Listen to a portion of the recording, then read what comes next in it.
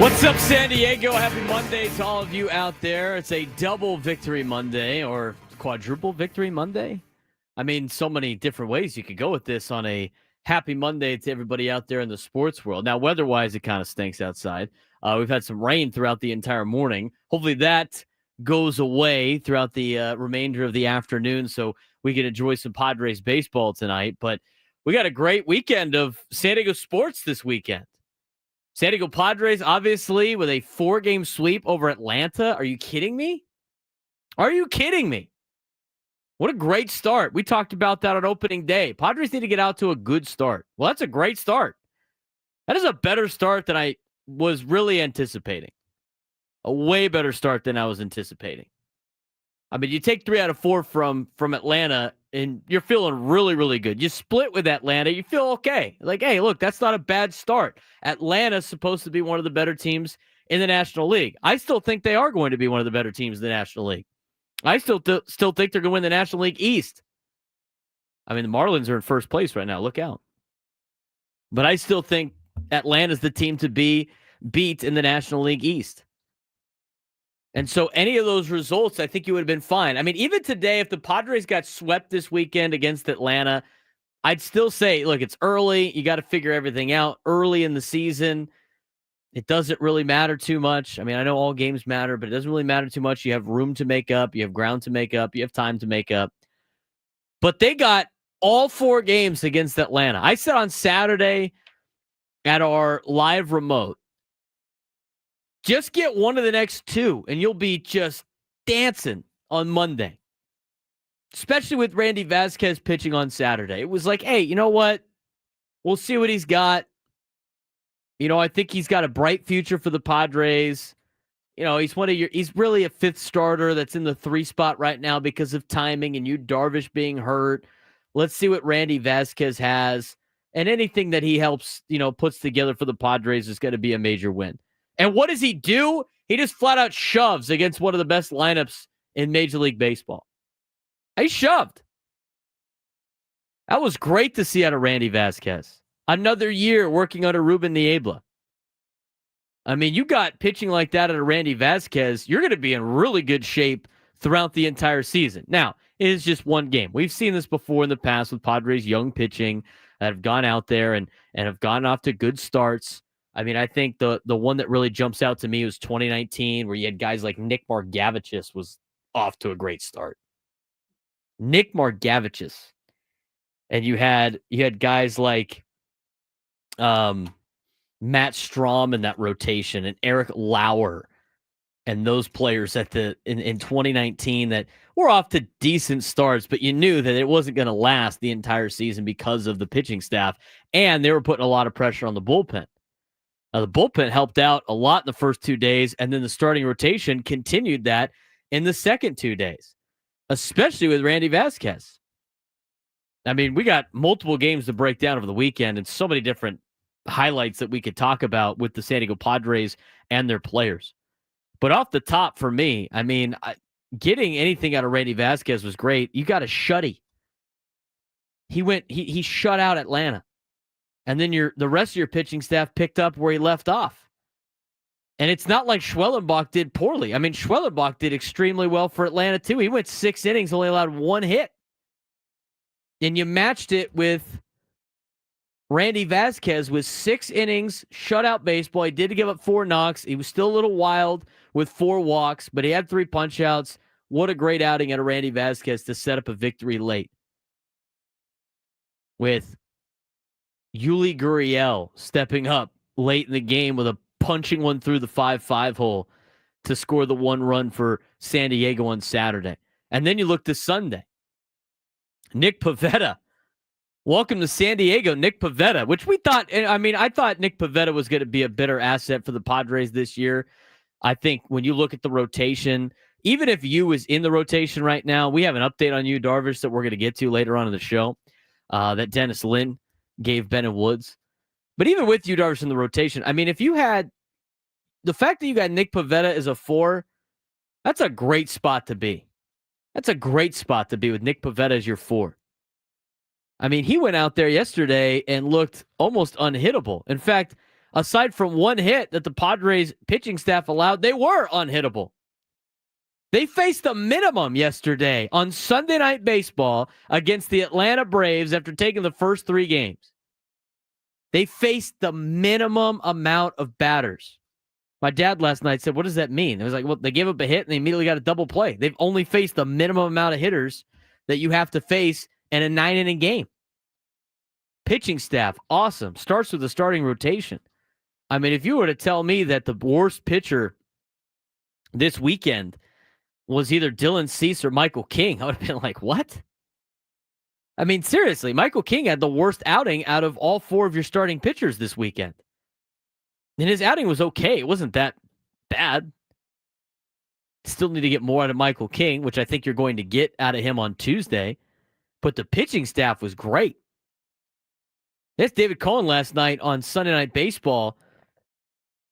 Can the Padres keep this up? Right? Because it's still the first 4 games of the year. It's still the first 4 games of the year. And even though they won all 4 games, it's still early. You can play the early card. We'd be saying it today if the Padres went 1-3 or if they went 0-4.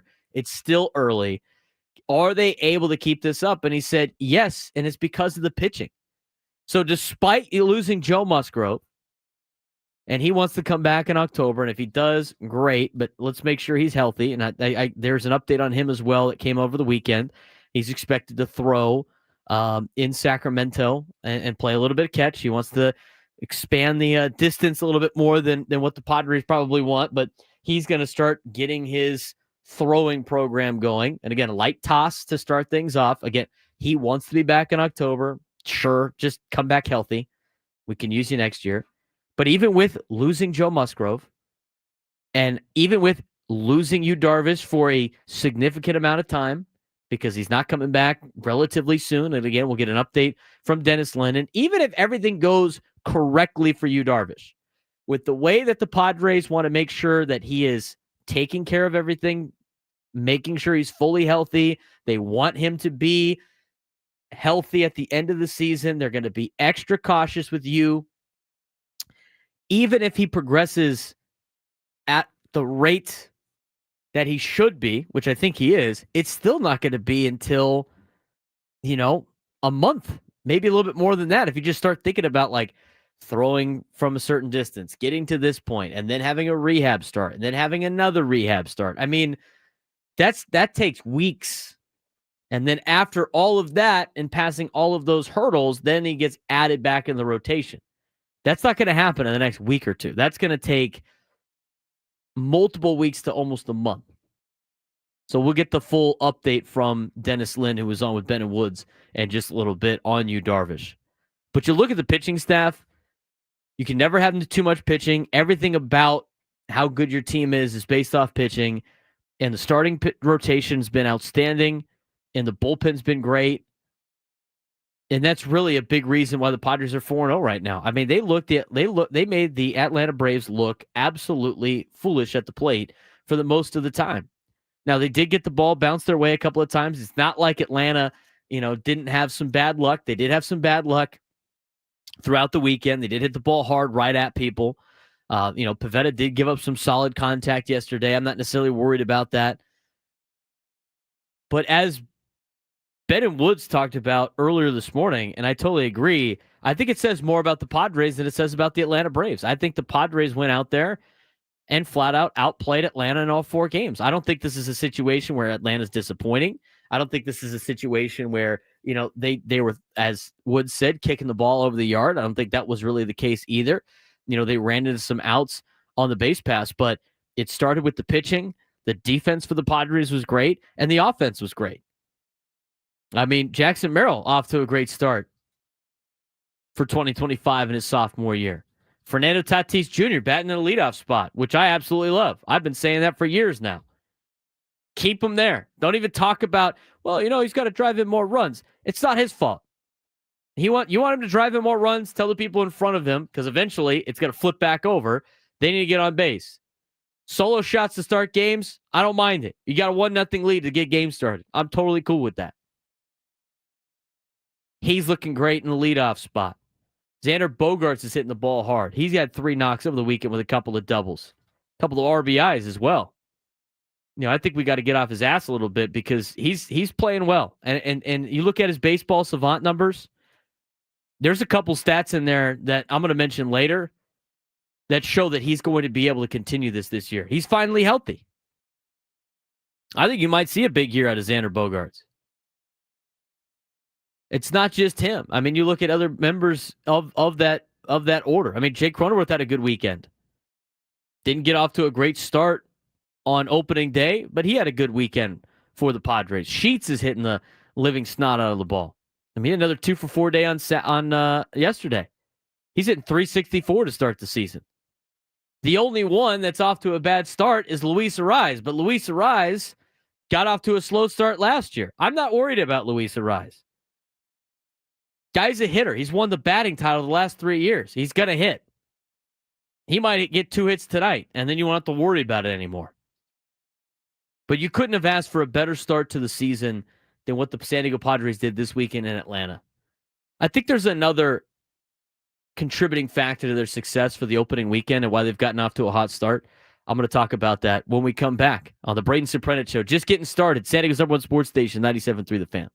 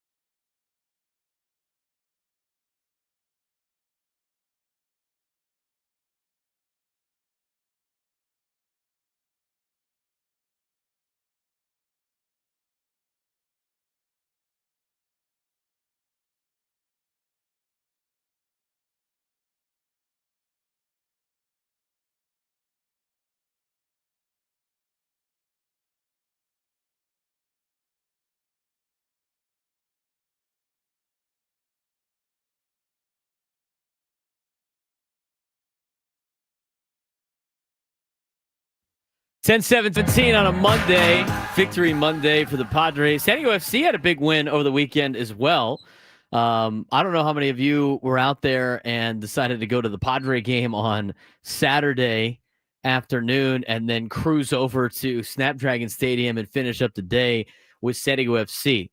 That is some loyalty right there. I love that kind of performance for the fan bases here in San Diego. That was a good win. Jumped out to a 3-0 lead. Surrendered 2 goals late, and then we're able to hold off LAFC. Big win for San Diego FC. We'll talk about that later on in the show. But the Padres, a 4-game sweep of the Atlanta Braves. How are we feeling right now, Padres fans? I mean, I'm at a really good spot right now. This is a lot better than I was expecting in the first weekend. I think it's hard to sit there and go like, oh, we're going to sweep the Braves. I mean, sweeping a team in 4 games in general is difficult. They could have played the Marlins this weekend, and I would still be impressed with them sweeping a 4-game series. That is so hard to do at the major league level. I mean, they hadn't done that to Atlanta in a long time. I mean, they were listing all the accolades that, the last time the Padres swept a 4-game series, last time the Padres swept the Braves in a 4-game series, had been since like the 70s. So Padres tied for the best start that they have ever had since 1984. Where they ended up going to the World Series. Now, them starting off 4-0 does not guarantee that they will go to the World Series. There's still a lot of baseball to be played. They got to play 158 more of these games, starting tonight against Cleveland. Cleveland had a good weekend against Kansas City. They took 2 out of 3, but they're a little banged up a little. They're a little banged up. I'm curious to see if Jose Ramirez plays. He tweaked his wrist trying to slide into second on a stolen base, and he scorpioned himself, and then he didn't play yesterday. So if you could avoid having to play him this weekend, fine. Because Carlos Santana is already going to give you enough headaches because he already does that. But we'll talk more about the games coming up in the next 3 days against the Guardians. Padres will play 3 against Cleveland, and then they're off to Chicago, in which they'll play a Cubs team that split with the or lost. Did they split with? No, I think they lost 2 out of 3 to Arizona. I can't remember how many games they played because I forgot that they played 2 against LA already. So, but they lost yesterday. They blew a huge lead yesterday. They were up 6-2. The Cubs were against Arizona. Arizona put, and that was in the top of the 8th inning. Arizona put 8 runs in the 8th inning in the bottom of the 8th inning. 2-4. Ryan Nelson got it. That's right. Arizona burned the DH because Ketel Marte had to come in and play center field. They ran out of bench options, and so they had to go with a pitcher. And Ryan Nelson, late in the game, and with the infield in, he punched one through up the middle to score a run. He has 1,000 career batting average right now, and he's probably not going to hit again. Good for him. Hang that accolade up. I want the ball on that one. I mentioned it before. You got to be, not worried about, but you got to be paying attention to the Arizona Diamondbacks. Those are dog fights for you. Those are dog fights. And here's the best news about the 4-game series win against Atlanta. Even if you go to Atlanta and get swept, you just won the season series. So any type of tiebreaker late in the year against Atlanta goes to the Pods. You got to rack those up too against teams like Atlanta, check. Philadelphia, which the Padres have struggled with a lot. New York, which last year, New York kicked their ass. I don't know how that was possible, but they did. The New York Mets, you got to worry about. And then, coming up this weekend, maybe with the Cubs. Although the NL Central is not very good. Do you see the Brewers this weekend? Say what you want about the torpedo bats, and we'll talk about that later in the show. I don't really think it's that big of a deal, the torpedo bats. People are upset about it. It's like all they did was move the barrel down because Volpe and Jazz Chisholm can't square up balls. They get jammed all the time. So they just put the barrel where they get jammed, and now they can hit. You can use that bat too. Not everybody likes using that bat. In fact, a decent amount of players throughout Major League Baseball are using that bat. It's not just the Yankees. They just were the ones that were being talked about over the weekend, and then they hit 1,000 home runs against the Brewers, who I don't think is very good anyway. I think it's going to be a rough year for Milwaukee. I'm not a big believer in them. I don't think they're that great. I think they lost too much in the offseason. They've always been that team that has surprised people. I just don't think they're going to do it this year. So I don't really think there's anybody in the Central you have to be too worried about if you're the San Diego Padres. The only team I would pick would be the Cubs. But if they win the division, it doesn't really matter. So back to the tie-breaking situations. You got Atlanta's already. Check. First weekend of the series. That's sweet. Then you got Arizona you have to worry about out west. Maybe San Francisco, they were scrappy against Cincinnati, but they don't really scare me too much yet. And then you got to worry about Philly and New York. Those are the series you have to win. All the other ones are, different. You're going to lose series here and there. The Padres are going to go on losing streaks. That's what's going to happen in Major League Baseball. But they've jumped out to a great start. They've jumped out to a better start than you could ever imagine sweeping Atlanta in 4 games. Don't start planning the parade yet. Atlanta will get better as the season rolls on. Padres got them at a good time. No Sean Murphy, no Spencer Strider, no Ronald Acuna Jr. I'm not taking anything away from sweeping that team. But the good news for the Padres now is that team, as they get healthy, are going to start eliminating the competition. Eliminate to the competition. So I mentioned before, and I want to get into this, about some reasons why you should be excited about the start for the Padres in terms of why they're off to such a great start. I think it's honestly, there's a handful of things. One, the starting pitching is great. The bullpen was great. Fernando Tatis Jr. being healthy, batting leadoff is great. Getting production out of some guys off your bench, also great. But I think this will be the unsung hero and unsung success of the season is the fact that you brought the entire coaching staff back from a year ago. And I think that plays to a certain level at baseball. I don't think it's as important as other sports where, there's a lot of scheming going on. But it's the second year of Mike Shildt. You brought back your hitting coach. You brought back your pitching coach. You brought back most of the staff that they are used to. And I think the continuity and the consistency plays a huge role for the San Diego Padres club. I really do think that helps. When you're trying to play for a manager, and you've had so many different managers over the last couple of years, that first year is always hard to see how he does things, right? How does Mike Shildt do things compared to Bob Melvin and Pat Murphy and Andy Green and Jace Tingler? I mean, think about all of these managers that the Padres have had. And so it starts with Mike Shildt. Second year of Mike Shildt. I think a lot of the players know what's expected of them playing for Mike Shildt. I think you can say the same thing about Victor Rodriguez, the hitting coach. I think he has done a tremendous job with the way that the Padres approach is now in the box, because before there wasn't really much of an approach. And you're starting to see they picked up right where they left off last year at the end of the regular season with their hitting and their at-bats. And I think a lot of that is because they got another hitting coach that has stayed another year in Victor Rodriguez. I mean, how many hitting coaches have the Padres had in the last decade? They've probably had more hitting coaches during my lifetime than years I've been on the planet. I mean, that seems like the big problem for the Padres every year was the hitting coach was always different. Victor Rodriguez has done a great job with this team. And so the continuity and the consistency of Victor Rodriguez in the hitting room. And then, of course, we talk about Ruben Niebla and the pitching staff that he has. They continually get better and better and better. And you have really talented pitchers that are out there doing the best. But that being said, I mean, look at the way Randy Vásquez pitched on Saturday and the improvement he made from last year. And it's only one start, but he looked really good. And look at Nick Pivetta. I think Nick Pivetta is a great sign for the Padres for a lot of different reasons. One of them being the fact that you got a guy like Nick Pivetta in the 4 spot in your rotation, but you take him out of a more hitter-friendly ballpark, you put him in a pitcher's-friendly park on the Pacific Coast in the National League West that has a lot of pitcher-friendly ballparks, especially the ones in California. I think he's going to do extremely well. Plus, working with Ruben Niebla.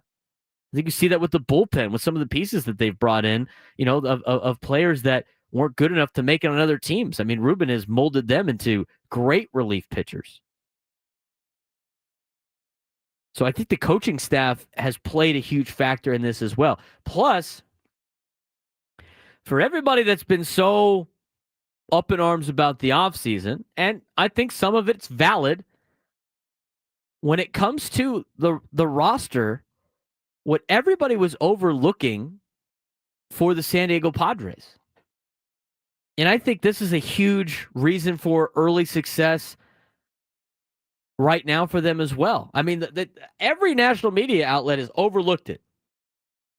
Granted, the team up north put together a really good offseason. They went and got in some of the best players in Major League Baseball. They said the Padres lost all of these players. It's a huge loss losing Jurickson Profar and a huge loss losing Hassan Kim and Tanner Scott. And they didn't add enough. But national media members and people in baseball are missing and have taken a huge miss on the Padres. And another reason why I think this is a sustainable start for San Diego. Not to go 162-0, but they're going to be around. This team's going to be really good. What are the national media members missing that we all know is the legit truth here in San Diego? We'll talk about that when we come back. Braden Surprenant Show on San Diego's #1 sports station, 97.3 The Fan.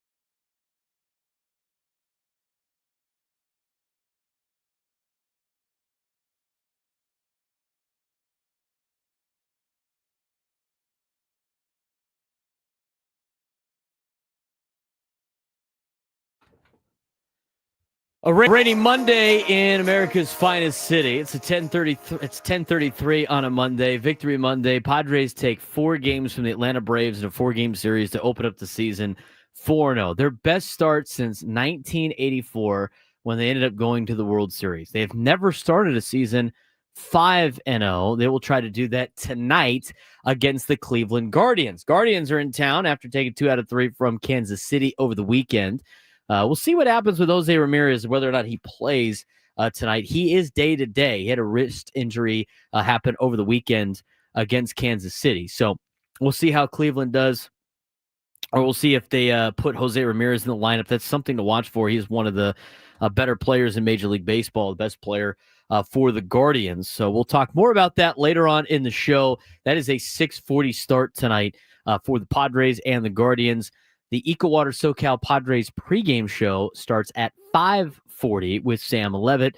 Should be a fun 3-game series against Cleveland. The tough start to the year in terms of schedule doesn't end after the Atlanta Braves roll into town. Cleveland comes in a good challenging test for the Padres out of the American League. For the Padres, go down to Chicago over the weekend.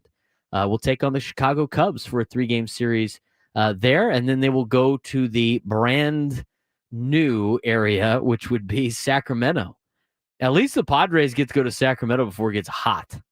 That is going to be a rough place to play in the middle of the summer. Same with Tampa. The Padres don't have to go to Tampa this year. Thank the Lord. So we'll talk more about Cleveland coming up later on in the show. Let's get you a preview for that series, but 833-288-0973, 833-288-0973. If you want to join the show, what do you think about the Padres of the weekend? You stand in line for World Series tickets down at Petco Park yet? I don't think you need to be doing that yet. But that being said, that was a great start for the Padres season. Loved everything about it. The way that they overall, the team played together. I think defensively they've played great. Had the one error on opening day on the throw by Xander Bogaerts, but I think that ball needs to be caught by Arise. Arise is a little bit shorter for a first baseman over there. It was a bad throw, not the greatest of plays at first base, but Padres look really good doing that defensively. They turned some sweet double plays. They had some tricky plays too. I mean, Cronenworth to instill a double play over the weekends where a pop up into the infield lets it drop. They get the quick 2 outs. I mean, they picked behind Osuna yesterday as well. That was a great play defensively. The Padres flashing the leather all over the place. They got a really good defensive team, especially in the outfield. If they got Brandon Lockridge and Fernando Tatis Jr. and Jackson Merrill out there, that's a lot of speed and that's a lot of athleticism in the outfield. That's got to be one of the fastest outfields in Major League Baseball with those 3 guys out there. So again, how you feeling on a Monday? 833-288-0973, 833-288-0973. I want to talk about some other things that I think a lot of national pundits are missing when it comes to this Padres team. We talked about some of the unsung heroes, I think, already early in the year, with it being the coaching staff. I think the fact that the coaching staff has been part of this thing for the last couple of years now and that continuity is great. I think the same thing can be said about the players. Everybody wants to bitch and moan about having this aging roster. And there's some gripes to have about that. I mean, in 5, 6, 7 years, I mean, it's not going to be as great with, mid to late 30-year-old Xander Bogaerts and Manny Machado. But the thing is everybody always wants that brand new toy. Even though the one that they got the previous birthday or Christmas is still a pretty fun toy. And it's still a pretty fun activity to do. It was to do with video games, toys as a kid. It's always the brand new thing. You want the shiny new object. And when you talk about the Padres, I mean, a couple of years ago, they were the shiny new object. Now they're not, right? It's just because the Padres fans this Christmas didn't get that brand new shiny new toy that they're used to getting every single offseason. It was the same crew that they had. And the organization was like, we're not spending any more money. We spent it. Here's the team. This is our team. It's a good team that we built. This is our team. And a lot of people are like, well, we got to add. You don't necessarily have to do that. And just because the team all got a year older doesn't mean they all got a year worse. Like it's not like they're all getting worse. I think with them being healthy is going to go a long way, but you still have a really good baseball team, and they showed it over the weekend. Xander Bogaerts is a really good baseball player. He's a really good baseball player. I think the guy, I've used Pros Pro multiple times. He is a great player to have on the team. I think Padres fans need to stop booing him in the ballpark. I think that's utterly ridiculous. This guy's going to be a major cog to the Padres winning a World Series if they end up winning a World Series. He's going to be a major reason why they go out there and make the playoffs and win playoff games. I mean, I could pull up his baseball savant numbers. He is in top percentiles right now with exit velocity. He's hitting the ball hard. And he's put up a good weekend. Couple of doubles. He drove in runs. But the biggest thing and the knock on Xander was his exit velo and his hard hit percentages were going down the last couple of years. Well, they've jumped back up this year so far, and it's only been 4 games. But he's off to a good start. He's part of the deal. So now the question is, do you guys root against Bogaerts because he's not a good player? Or do you, the ones that don't like Xander, are you now in a position where you boo this guy because, God forbid, you're wrong about a player that they brought in?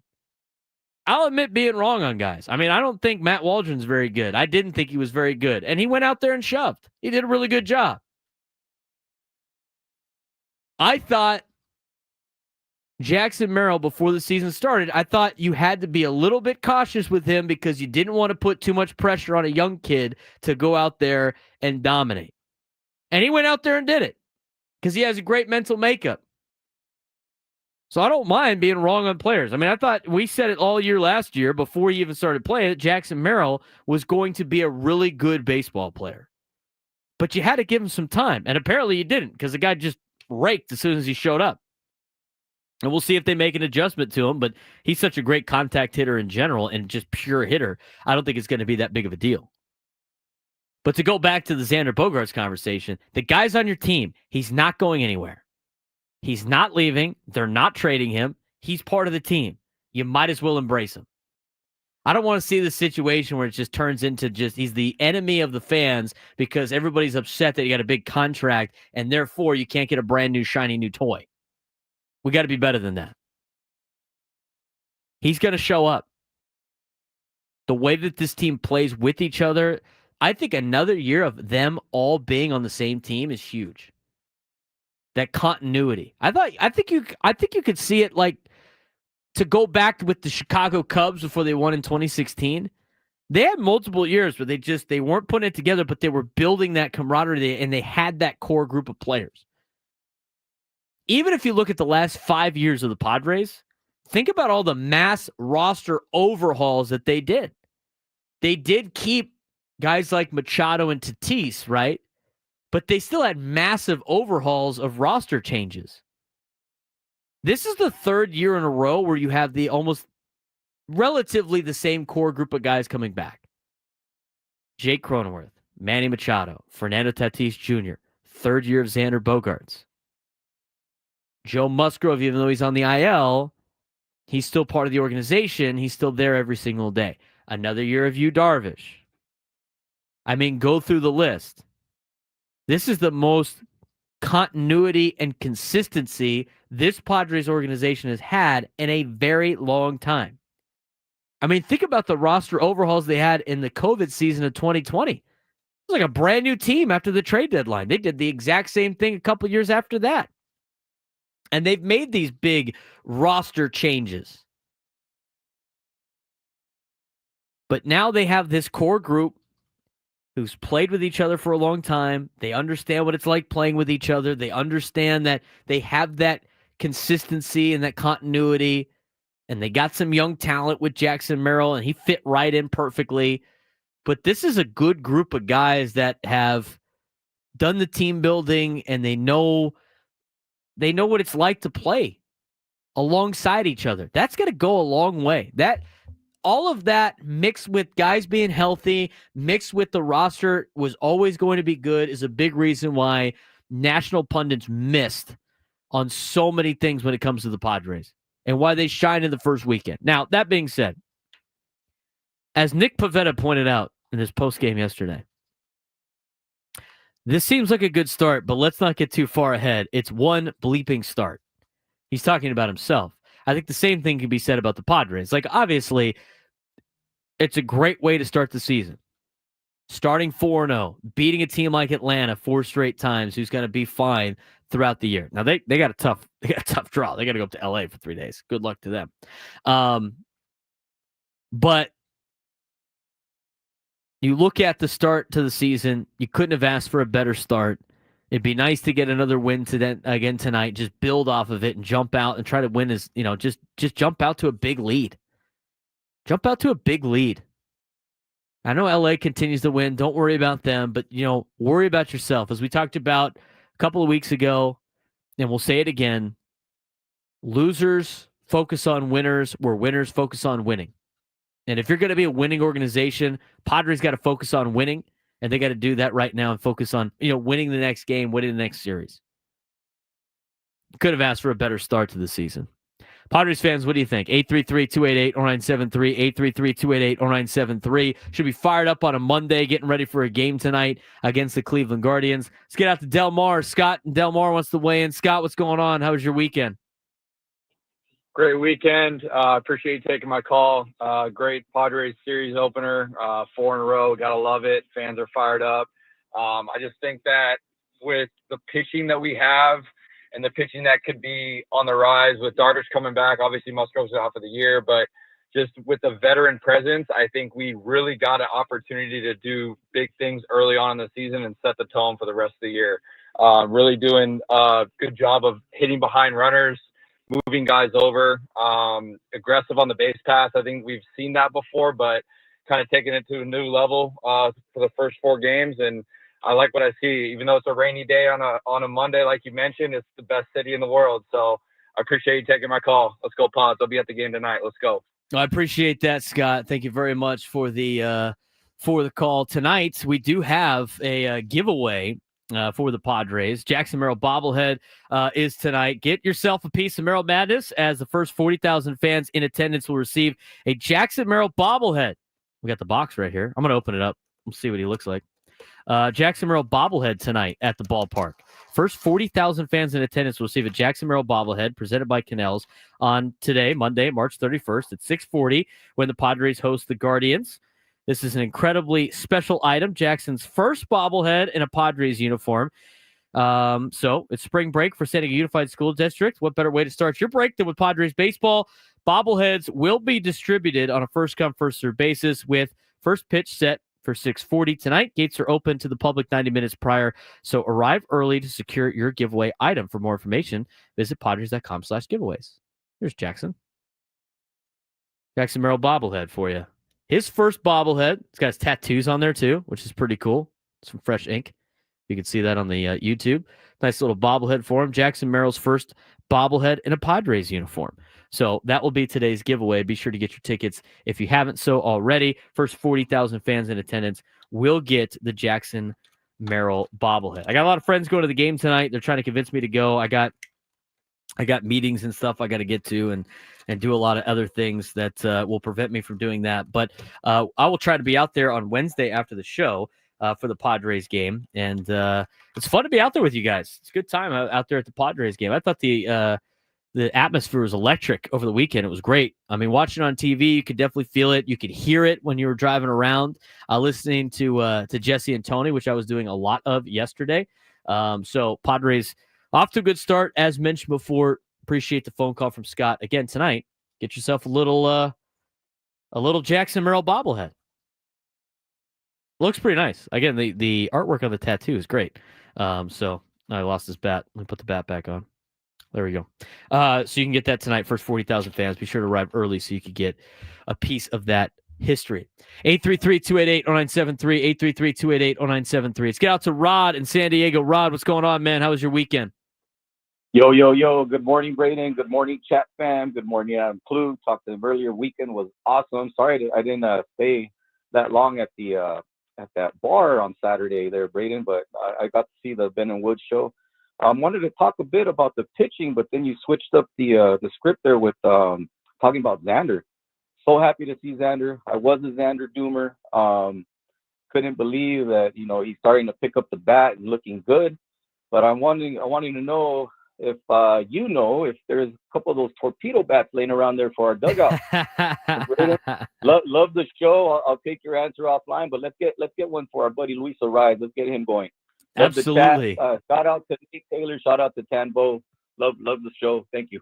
Well, I appreciate that, Rod, our biggest fan. He'll be going to he'll be using the Odyssey Suite on the next Sunday game, I think, the next Sunday day game for the Padres. So I know he invited a lot of you in the chat, which is really cool of him. Nice of him. Doesn't have to do that. But we got to see Rod at Baja Rick's on Thursday. He was out there at Tom's Watch Bar on Saturday. I had a great time at Tom's Watch Bar, by the way. That prime rib dip sandwich was money. I had so many people go like, man, I was going to go down there and order one. I'm like, yeah, well, it's good. I would not steer you guys wrong, especially on a food item.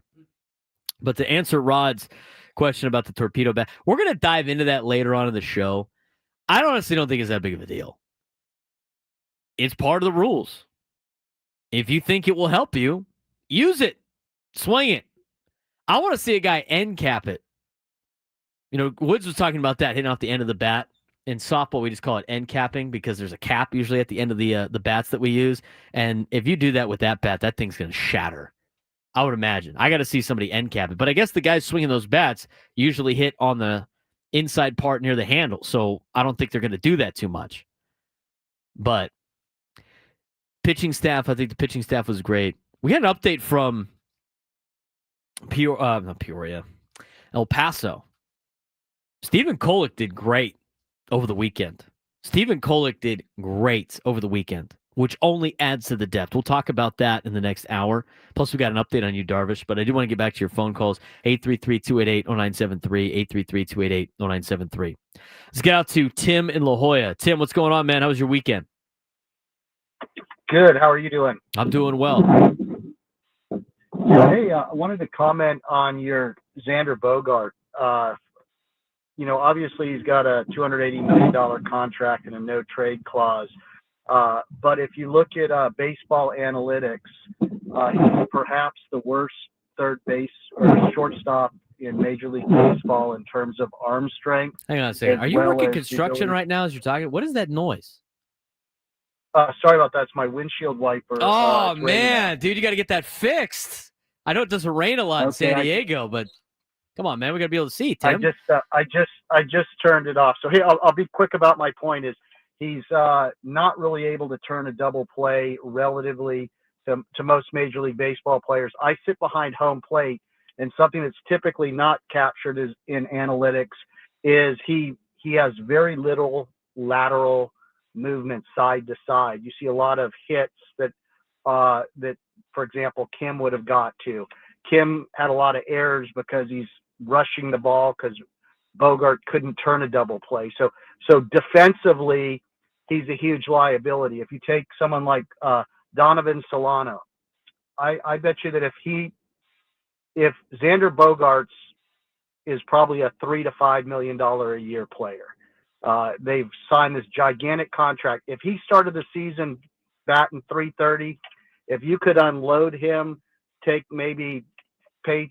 30% of the contract, get a couple prospects, even throw in that catcher, and generate 20 more million to be able to spend on the team in the next 3 years, I'd do it in a heartbeat. I think he literally, when you watch him in the field, and he's just an old man with 8 years left on his contract. He hasn't aged well. And I don't know all this love you have for him. He had an error in the ninth inning, throwing error. All right, Tim, I'm gonna cut you off, dude. I'm gonna cut you off. I come on, bro. Are you for real? Are you good? He doesn't have a lot of lateral movement. Tim is right on that. I don't need Xander Bogaerts making spectacular plays. I just need him making routine plays. A $3 to $5 million player? You rather have like Donovan Solano there? What are we talking about? What are we talking about? No. Of course not. Is Xander one of the best fielders in Major League Baseball? No, he's not. Is he going to be the shortstop for the Padres next 3 or 4 years? No, he is not. But what he does right now at shortstop is he gets the job done. I just need him to make the routine plays, which he does. He has got his bat speed up. He has got his hard hit percentage up. He has got his average exit velocity up. He gets paid to rake, and he's going to do that. But the thing is, and I understand where Tim's coming from. Like, I don't want to, we're not going to crush Tim here, all right? Like, a lot of people in the chat, we're not going to crush Tim, okay? Guy's got his opinion. That's fine. He wants to have a little bit more, speed up there and at shortstop, a little bit more range for Xander Bogaerts. I think that's a valid argument. Where he lost me was that like trade idea. Here's the deal. It's never going to work. Paying 30% of his contract to go away and sending off Ethan Salas is not how you do that. Xander Bogaerts is going to be a reason why this team wins. It's going to be a reason why this team wins. We got to just embrace Xander. He ain't going away. He's not going anywhere. 833-288-0973, 833-288-0973. We got to talk about the Padres starting rotation depth. Update on you, Darvish, when we come back on the Braden Surprenant Show, staying on someone sports station, 97.3 The Fan.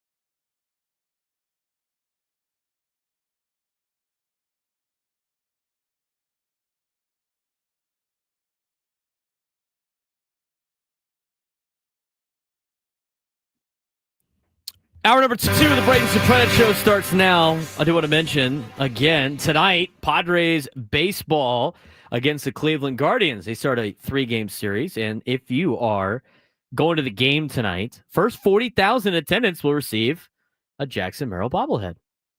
You can check out Jackson Merrill's bobblehead right here on the YouTube stream, of course. There's Jackson. There he is. Bobbleheads. The bobbleheads they've been putting out have been pretty cool.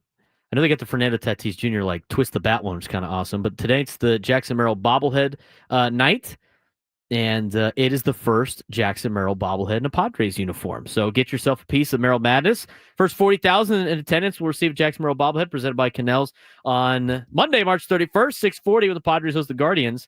Incredibly special item. Jackson's first bobblehead in a Padres uniform. Spring break for all of you in the San Diego Unified School District. What better way to start your break than with Padres baseball? Bobbleheads will be distributed on a first-come, first-served basis. Game will be at 6:40. Gates open to the public 90 minutes prior, so arrive early to secure your giveaway item. I talked about it on Saturday. It's always better to go down early anyway. If you're going to the ballpark, go down and have a good time. Make it relaxing as possible. I know it's hard during the week when you got work and you try to get off work and bringing the family down there and all that stuff, grabbing the kids, trying to get parking and whatever. But the earlier you can get down there, the better. It really works out. We got some news. Rady Children's Invitational 2025 has a new venue. So they've been at Lion Tree Arena the last couple of years. They will now be at the Janie Craig Pavilion. So Rady's Children Invitational for 2025, new venue, updated field. Tickets are on sale now, but you are going to check out the Florida Gators, who are in the Final Four, by the way. Florida, who's in the Final Four, will be playing at USD, not against USD, but part of the Rady's Children Invitational. Providence Friars out of the Big East, the Wisconsin Badgers out of the Big Ten, and then a 4th team will be announced soon. But they're moving to the JCP. The Jenny Craig Pavilion will host the Rady Children's Invitational 2025 during the Thanksgiving holiday. So Florida, Wisconsin, Providence, 4th team to be determined. Great venue for they had at UCSD, but they're now moving it over to USD, which is also a great venue. I've called games there many of times at the University of San Diego, so a big announcement for the Rady's Children Invitational. We will have Mark Neville on later in the week to discuss that and some more with college football later on in the week. I'm Braden Surprenant. This is the Braden Surprenant Show, 833-288-0973, 833-288-0973. I will not stand for Xander hate on the show. I'm planting my flag as the Xander fan. You know, you don't have to be his biggest fan, but I don't know why you would root against him at this point in time. It doesn't make any sense. There are some legitimate concerns about his ability or lack of ability to make extra crazy plays at shortstop. I just need him to make routine plays, and I need him to hit the ball hard. And so far this weekend, he's hitting the ball hard. His bat speed is up. He's in the 84th, or he's in the he's got high percentiles. Baseball savant. Bat speed is up. Squared up percentage is up. Average exit velocity right now is 94.4 for Xander Bogaerts. I mean, that he's hitting balls harder than he did back in 2022. I mean, he hit a ball the other night like 112 miles an hour. In fact, if you look at his overall chart, his max EV, which was the ball he hit on Saturday? I think it was Saturday, where he hit the double that drove him the run at 100. He hit that at, I think it was Friday, 112.2 miles an hour. That max EV, and max EV, what it is max exit velocity. So it's your highest EV that you have on the season. That exit velo that he had on Friday is in the top 3% of Major League Baseball. That was something that he wasn't close to doing in the last couple of years. He hasn't been in that top percent since 2021 when he was in the top 10% of Major League Baseball when he hit a ball at 113 miles an hour. His hardest hit ball he's ever hit was back in 2017, 113.9 miles an hour. Now, you're not expecting him to relive his 2017 season, but I think you're starting to see that he's fully healthy, and I think that's going to be a big asset for the San Diego Padres moving forward. Again, if you want to weigh in, 833-288-0973, 833-288-0973. Let's get to Wayne in San Diego. Wayne wants to weigh in on the Padres. Wayne, how was your weekend, my guy? Fantastic. How was yours? Mine was good, man. I had a lot of moving parts, a lot of different jobs working. USD baseball got a couple of wins, which is great to see. But more importantly, Padres took 4 from Atlanta. Yes, and I got to tell you on a few different things. Number one is thumbs down to the negative meanies out there that want to talk negative about our team. We got great things to look forward to, not only next year and the year after, but currently this year. Xander Bogaerts is going to do fantastic this year. Like you said, I couldn't agree with you more on his bat speed and everything going up. But also, he's a character guy in the locker room. People do look up to him. And I really believe that he's been injured more often than not with his tenure with San Diego. I think, like he said, is going to have a much stronger year. I think he's healthy. I think we have good things coming up with him. As far as Xander Bogaerts, I feel great about him. As far as Fernando in the leadoff, I think that's fantastic. How can you not be impressed with him being at batting first? I mean, the opposing team, there's the picture. You're going to be looking at Fernando Tatis, the very first person he sees. That's got to put the other team on their heels right from the very beginning. The guy creates havoc on the base pass.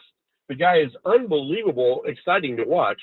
And I was listening earlier today that he's number 1 overall, all time, in the leadoff position in all of baseball history with a 602 slug percentage over everyone else in the history of baseball. Look that up. It's unbelievable. Yeah, I'm gonna have to look that up. He's great in the leadoff spot. He's so dynamic, Wayne, and I appreciate the phone call very much. I've been an advocate for this for the last couple of years. I mean, what he brings to the table in terms of just a problem to deal with is so. He creates issues for other teams wherever he is. People are like, solo home runs, that could have been a grand slam if he hit low. No, it's not. He has no. Here's the thing with RBIs. Runs batted in is an archaic stat. I'm going to plant my flag in that right now. Runs batted in are an archaic stat. You want to know why? Because the player that comes up that has the RBIs has no bearing on who is on base when they come to bat. They have no bearing on it. Fernando coming up with nobody on base is not his fault, aside from the first at-bat of the game if he's batting leadoff. Other than that, it's up to his team to get on base for him. So you look at his RBI numbers are down. Who cares? RBIs is not a statistic that really shows how good an individual baseball player is.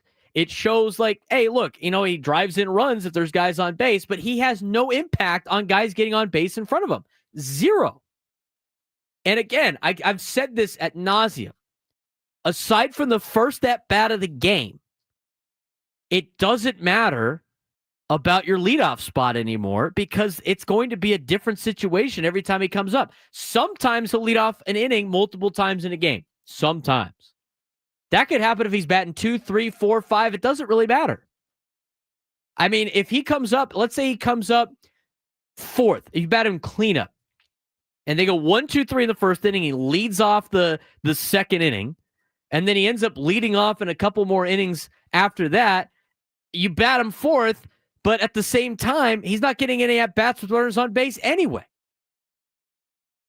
It comes back to you put your best player in the leadoff spot to get as many at-bats as possible. I think what makes Fernando even more dynamic than that is the fact that Fernando is also incredibly fast, incredibly athletic, and he does a lot of crazy S that freaks people out.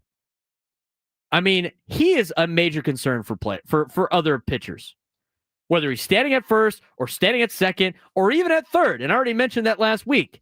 When he was at third base and Chris Sale was pitching, he was having some serious issues with Fernando. He stepped off twice. He stepped off twice. How many times do you see a pitcher use a disengagement with a runner on third base? Almost never. But they do it for Fernando because they're like, what is this guy going to do? He might just steal home.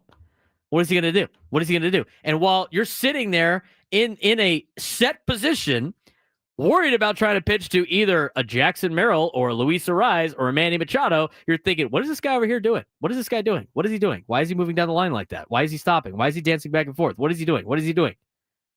Freaks people out. I'd be freaked out with Fernando on base if I was an opposing team. I'd be like, okay, what are we going to do with this guy? Is he going to steal? Is he not going to steal? Is he going to tag up on a pop-up to the infield? What is he going to do? Bat him leadoff. It's the greatest move you could possibly make. I don't think it's making too much of an impact on Luis Ariz at all. I think Ariz is going to be able to hit. I don't really like Ariz in the 2, but you know what? Luis is hitting the ball hard at places, right at people. I'll get his baseball savant numbers for the next segment, but there's no reason to panic about Luis Ariz. I probably prefer him batting 3rd or 4th, and have Merrill bat 2nd with more speed, but I think you're really splitting hairs there. And what Mike Schilt and AJ Preller and the front office and the organization has put out there in a lineup has been very successful. Now, Mike Schultz hit a lot of he's pushed a lot of right buttons, especially with the bench pieces.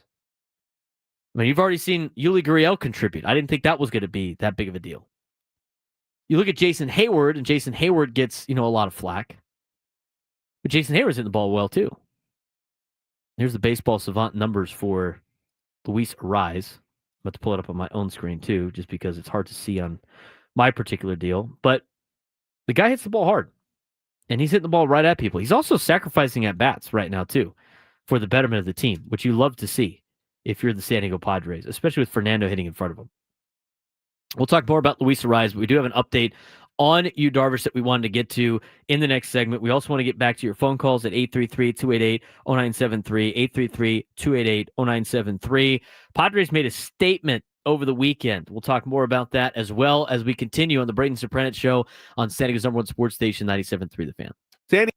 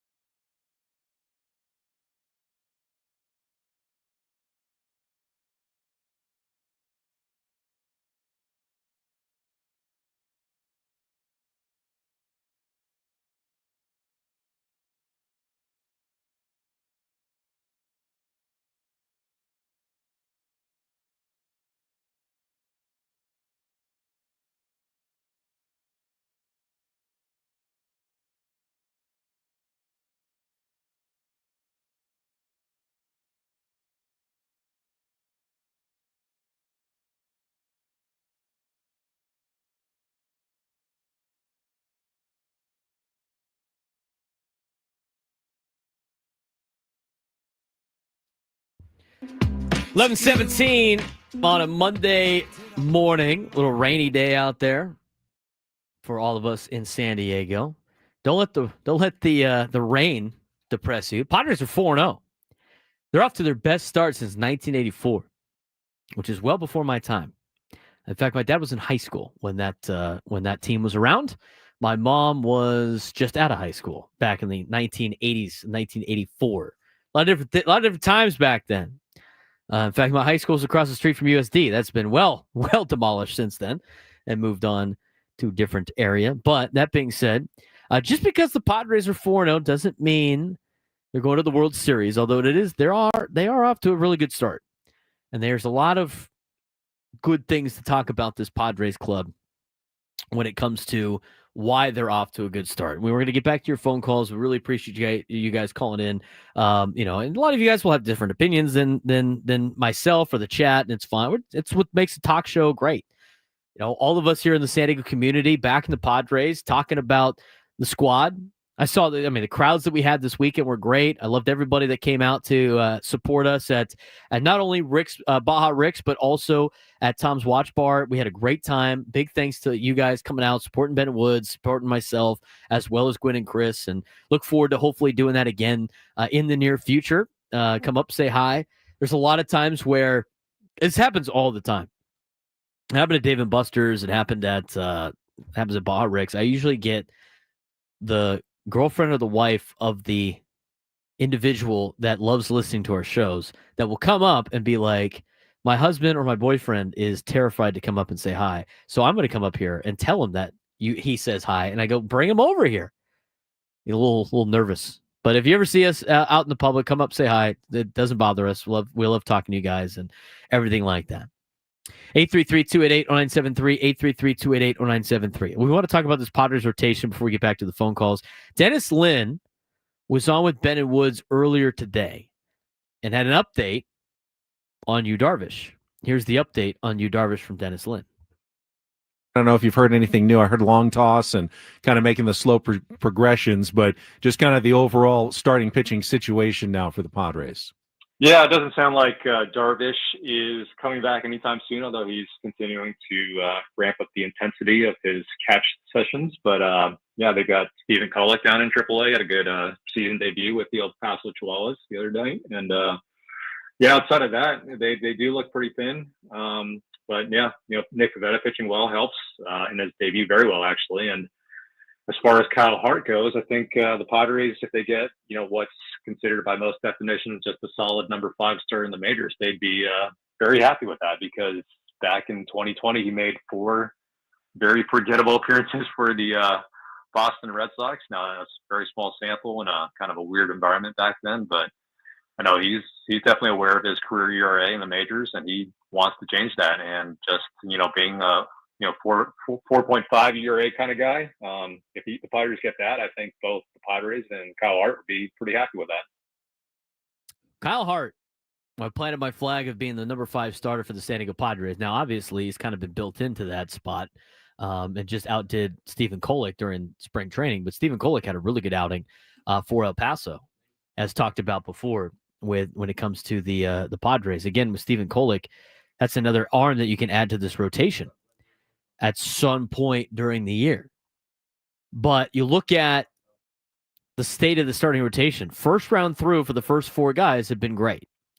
In fact, your first 2 guys in the rotation that were expected to really carry it and do a lot of damage were the ones that didn't do as well as the second 2 guys in the rotation, Randy Vásquez and then in Nick Pivetta. Kyle Hart tonight, I want to see him have a great outing. It'd be nice.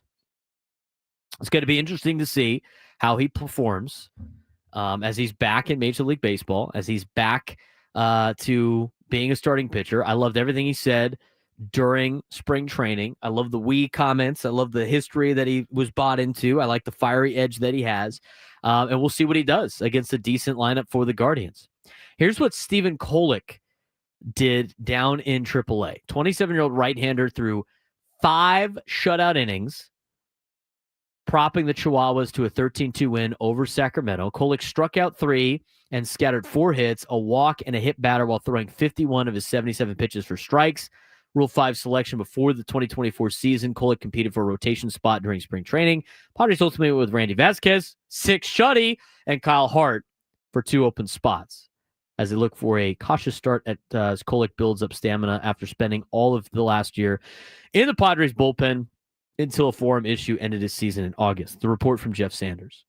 Stephen Kolek going shut out a 5-inning shutout in the PCL in El Paso? Are you kidding me? That's pretty impressive. I don't care what competition he's going against. Pitching a shutout down in El Paso is very, very impressive. That is very difficult to do. Padres putting themselves in a good spot with their depth right now. And David Schoenfield had an article about that on ESPN.com. What do we learn from the opening weekend? And we'll get to that later on in the show. But despite kind of the lack of depth that I think a lot of national pundits think the Padres have, they're really making the most of it so far with guys off the bench and with their starting rotation. Starting rotation first time through looked good. It'd be great to see Hart have a good outing today and build off of it. And you see that competition all the time with starting pitchers where they compete against each other for the betterment of the team. I'd like to see Kyle Hart go out there and do it. I'm really excited to watch him pitch tonight. And here's the thing. Again, he's coming back to Major League Baseball. It's still a risk in bringing him over here from the KBO after he struggled with the Red Sox in 2020. And so it might be a little bit of a buildup for Kyle Hart. I'm not expecting him to go out there and pitch a shutout just like the last 2 guys did. But that being said, he's a number 5 starter. You got to give me a couple. Just don't have a blow-up inning. That's really what you expect from your number 5 starter. Go out there, give me 5 innings, keep it to 3 runs or less. Even if it's 4, I think you're okay. And then you're going to be in a good spot with this offense. Give me an opportunity to win. Give me a chance to win. That's what Kyle Hart needs to do tonight. Doesn't need to do too much. Don't try to match what Pivetta and Vásquez did. It would be nice. Don't have to match it. But go out there and give me some good, solid innings. Keep the runs to 4 or less. And I think the Padres are in a position to win against Cleveland, who we'll give a full preview for later on in the show. 833-288-0973. 833-288-0973. Let's get out to Kevin in Chula Vista wants to weigh in. Kevin, it's a pretty positive weekend, 4-0 to start the year for the Pods, huh? I told you we were going 162-0. It's still on. Hey, right? You know what? It's still there. It's still in Still play, there. Kevin. We're still in play on that. No doubt about it. Couple things. First of all, the great part is that the Braves had no answer. The Padres basically ran them off the field for all intents and purposes. Having Fernando healthy is phenomenal. He is a nuclear weapon. There's no question about he upsets the entire defense and pitcher of the other team. And if this continues, we keep Fernando out there for 150 games, we're all set. We're in good shape. Like that. A lot of positive strokes with Jackson Merrill. Jackson and Fernando absolutely terrorized the Braves. They had no answer for these guys. We'll see what happens with Cleveland, obviously, but I do want to go back to the Xander Bogaerts thing. To help Tim out a little bit, we don't have a choice this year, and I think Xander Bogaerts, and I think if anybody was honest, even Xander to be honest, he is a fill-in until the next option comes along, and I think they're hoping for DeVries to mature fast and come up here sooner than later. In the meantime, if we can get Xander to continue to hit and give us the average play at shortstop, you can live with that for this year. But time will tell. We're very early, and let's keep our fingers crossed as that part of it goes. The pitching, King did not have a great night. Cease was not as strong, still giving up too many home run balls, in my opinion. Very impressed with the rest of the efforts by Vásquez and Pivetta and the bullpen. So that's a good positive signal, because if King and Cease get on track, we're solid. We're ready to go. That's what I saw. I think so too, Kevin. I think you bring up a lot of good points. I appreciate the phone call as always. But yeah, a lot of things worked out. Now, that being said, we're having a party today. It's 4-0. It's great. Don't get in line for World Series tickets yet. It's still only 4 games. If they lost all 4 games, we'd be in the same position we were in today as we would be with being super excited. You can't get overly excited. They won the first 4. It's great. They won the season series against Atlanta. Check it off the box. It's time to focus on the next thing. But the way that the Padres played shows that they're set up for success, because I don't think Atlanta, kicked it away. I don't think that they had a terrible performance over the weekend. They just had a segment on MLB Network about, worried, not worried. They talked about the Atlanta Braves. Jeff Passan of ESPN was like worried-ish. I don't think a lot of people are worried about Atlanta. I'm not worried about Atlanta. I thought that was a good baseball team over there. I think you saw really good baseball games over the weekend. And I think a major difference between the weekend games and last year at this time is some of those balls bounced the Padres' way this time, where last year they weren't getting those bounces. I think you saw that with a lot of different things. 833-288-0973, 833-288-0973. What did we learn from the weekend for the Padres? We'll talk about that when we come back. Plus, a little bit more on Fernando Tatis Jr. in the leadoff spot, and your phone calls as we continue on the Braden Surprenant Show, San Diego's #1 sports station, 97.3 The Fan.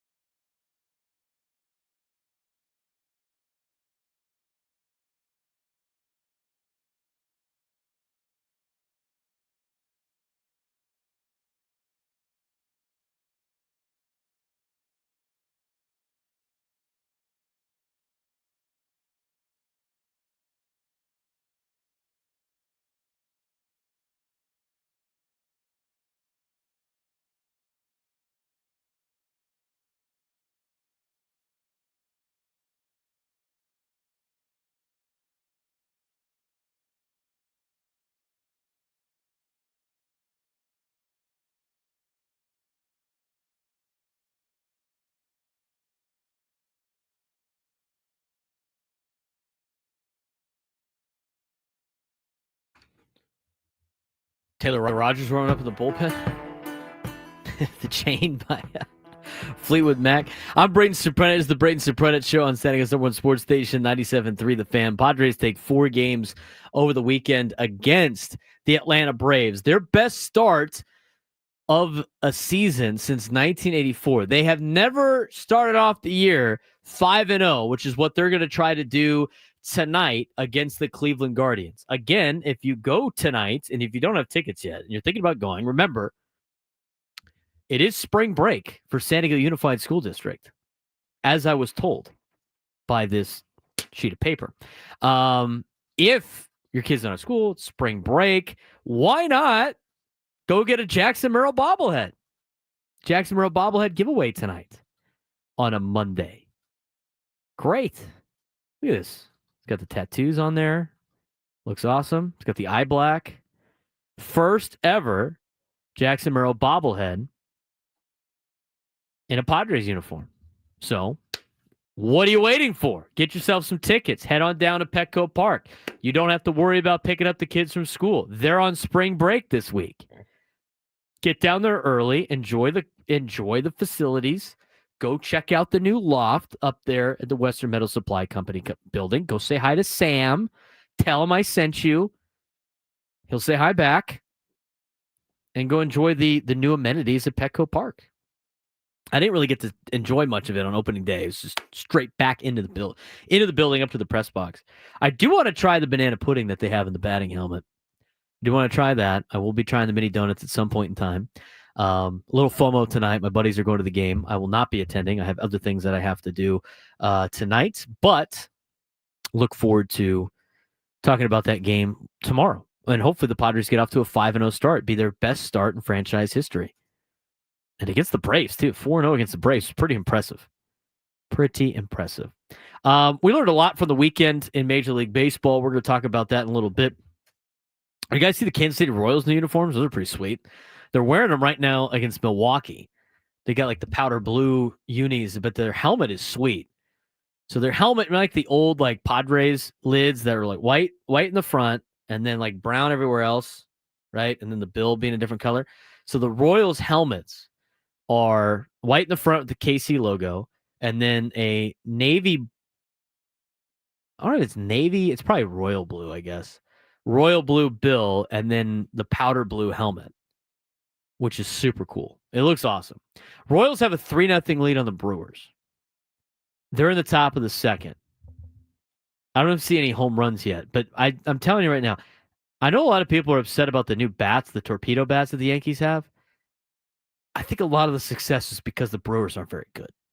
The Brewers are not very good. It's top of the second inning, and the Royals are already up 3-0 on the Brew Crew. I don't think they're going to be a player this year in Major League Baseball. Not really at all. Learned a lot from the weekend. What did we learn about the San Diego Padres?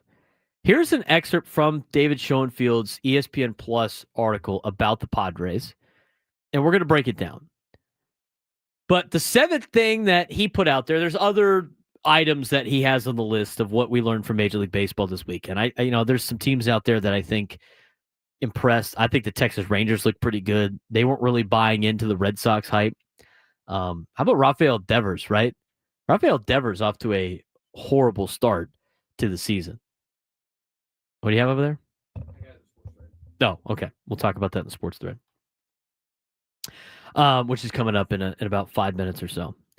But here's what he had to say about the Padres, and I kind of agree. San Diego Padres are trying to compete with the Dodgers in the National League West. Remember, winners focus on winning, losers focus on winners. So let's just focus on winning. Let's stop worried about the Dodgers. But I digress. They're trying to do it with this group of position players that are mostly bench pieces, but includes Yuli Gurriel, Jason Hayward, Elias Diaz, Martin Maldonado, Gavin Sheets, and a guy named Brandon Lockridge, who last year starred as the young doctor in Small Town and Netflix romance. This group does not inspire confidence, according to David Schoenfield. It's not totally surprising the Padres ended up here with all the big contracts they've given out and that left no money in the budget plus all the trades that depleted the farm system. General manager AJ Preller faced a similar situation last year, landed on Jurickson Profar, who had an all-star season for $1 million, but he's now with Atlanta. Donovan Solano, David Peralta also proved to be useful bench players, but they're also gone. It's hard to see similar results coming from Gurriel Hayward and our young doctor, David Schoenfield, talking about Brandon Lockridge. It's now 4-0 Royals, by the way. They hit another home run. They hit a home run. Maybe it's not the Bats. But the Padres might be competitive anyway. They won all 4 games of their opening series against Atlanta with the bullpen leading the way as it picked up 3 of the wins while giving up only 1 run in 16 innings. Nick Pivetta picked up the final win Sunday in a dominant 1-hit, 7-inning outing. Top half of the Padres lineup is loaded with stars, including super sophomore Jackson Merrill. Maybe that will be enough. We do know the Padres will put the ball in play. They'll need better results than what they got from Michael King and Dylan Cease in their first starts, and they will. I totally agree with that.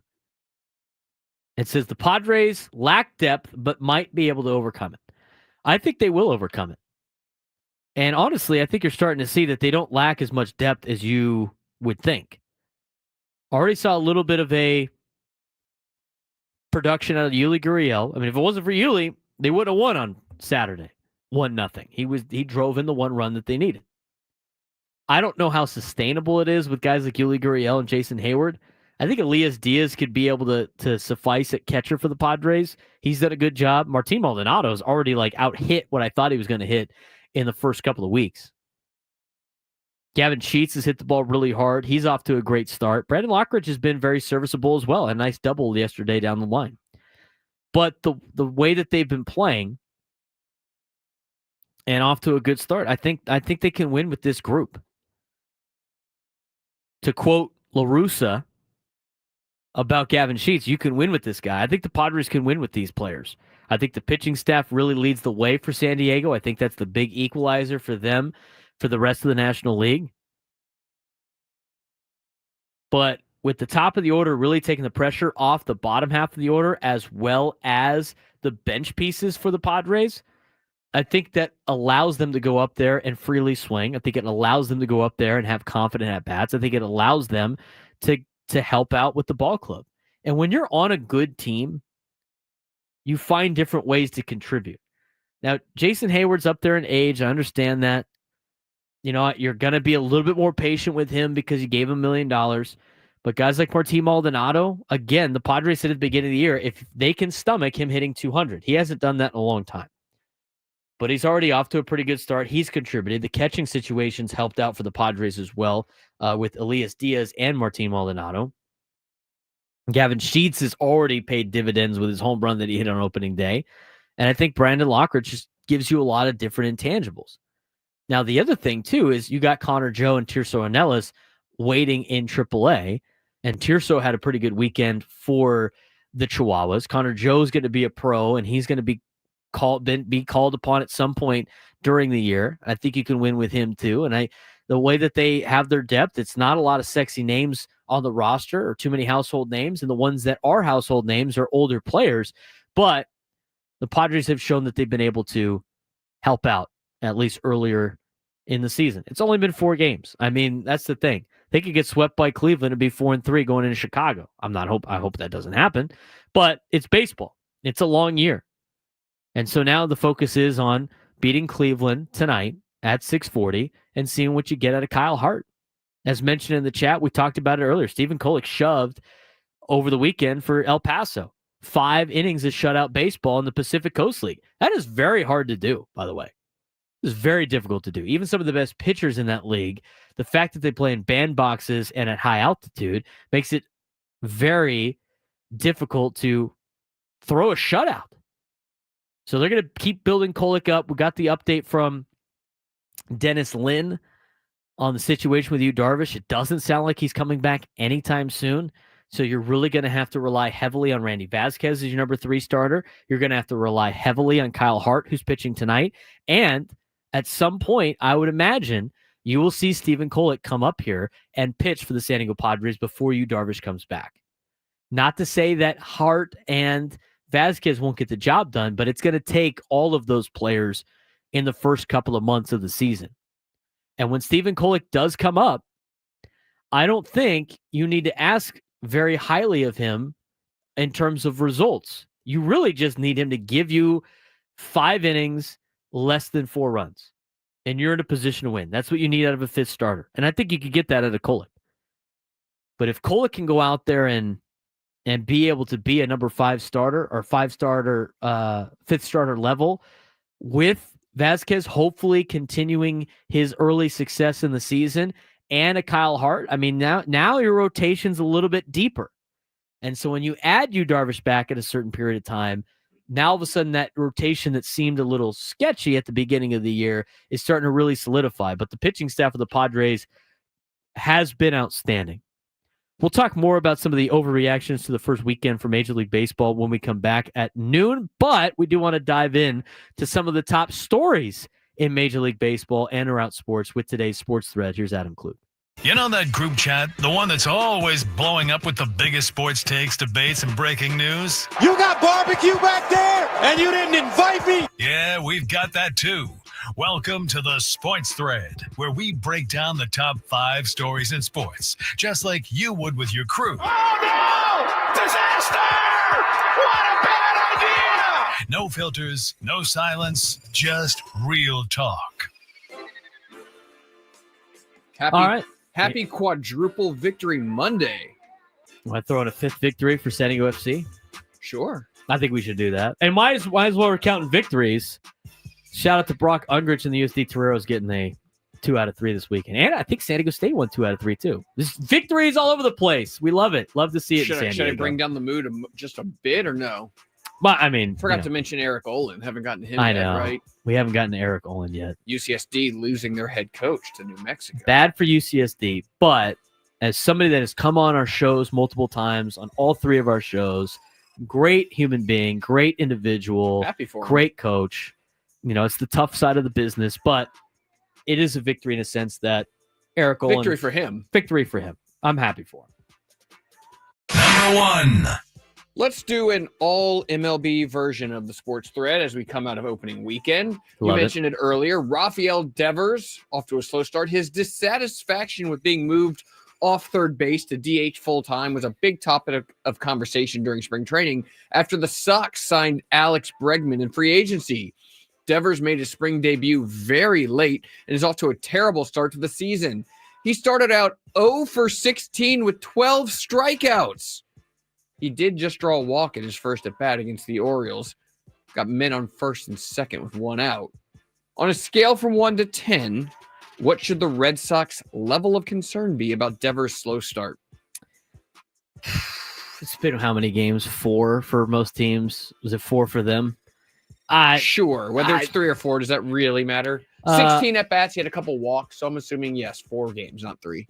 How worried should they be? Scale from 1 to 10. I would say I'm gonna quote Jeff Passan and say worried-ish, which gives him around maybe 5. I'm not super. 5 is more than ish. It's middle.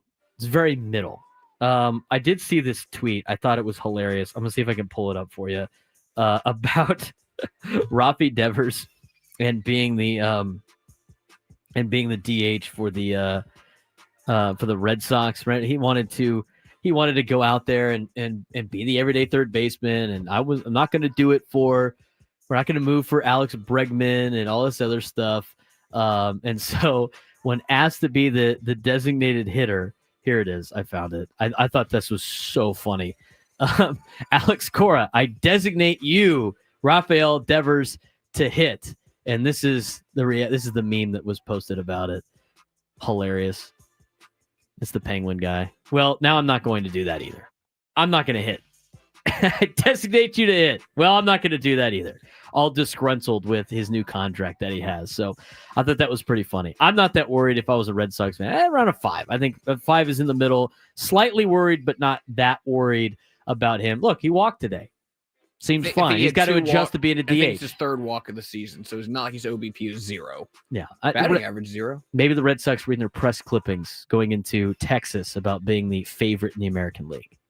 Number 2. Jacob deGrom made his season debut for the Rangers yesterday. Speaking of the Rangers. And made it through healthy. Hey!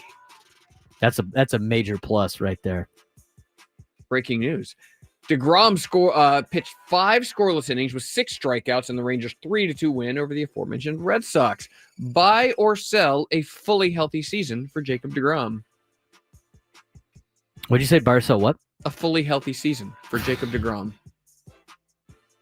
We'll call it 150 innings. I'll buy it. A start here or there, you know. I'll buy it. When's the last time he had a full healthy season? How about a mostly healthy Mostly season? healthy? I'll buy that. I think he does for the Rangers. I think he does. I think next year will be the year that he just collapses again. That poor guy cannot stay healthy, but when he's healthy and he's on, he's one of the best pitchers in Major League Baseball. Number 3. Let's stick with aging former Cy Young winners for 500, Alex. The Blue Jays have swung and missed on several big-time free agents over the past couple off seasons. This offseason, they signed 41-year-old Max Scherzer to a 1-year deal. And yesterday, he was placed on the 15-day IL with inflammation in his right thumb. Seems kind of important on his throwing hand. The day prior, Scherzer allowed 2 earned runs on 2 solo shots and 3 innings of work with just 1 strikeout. Scherzer is visiting a hand specialist today.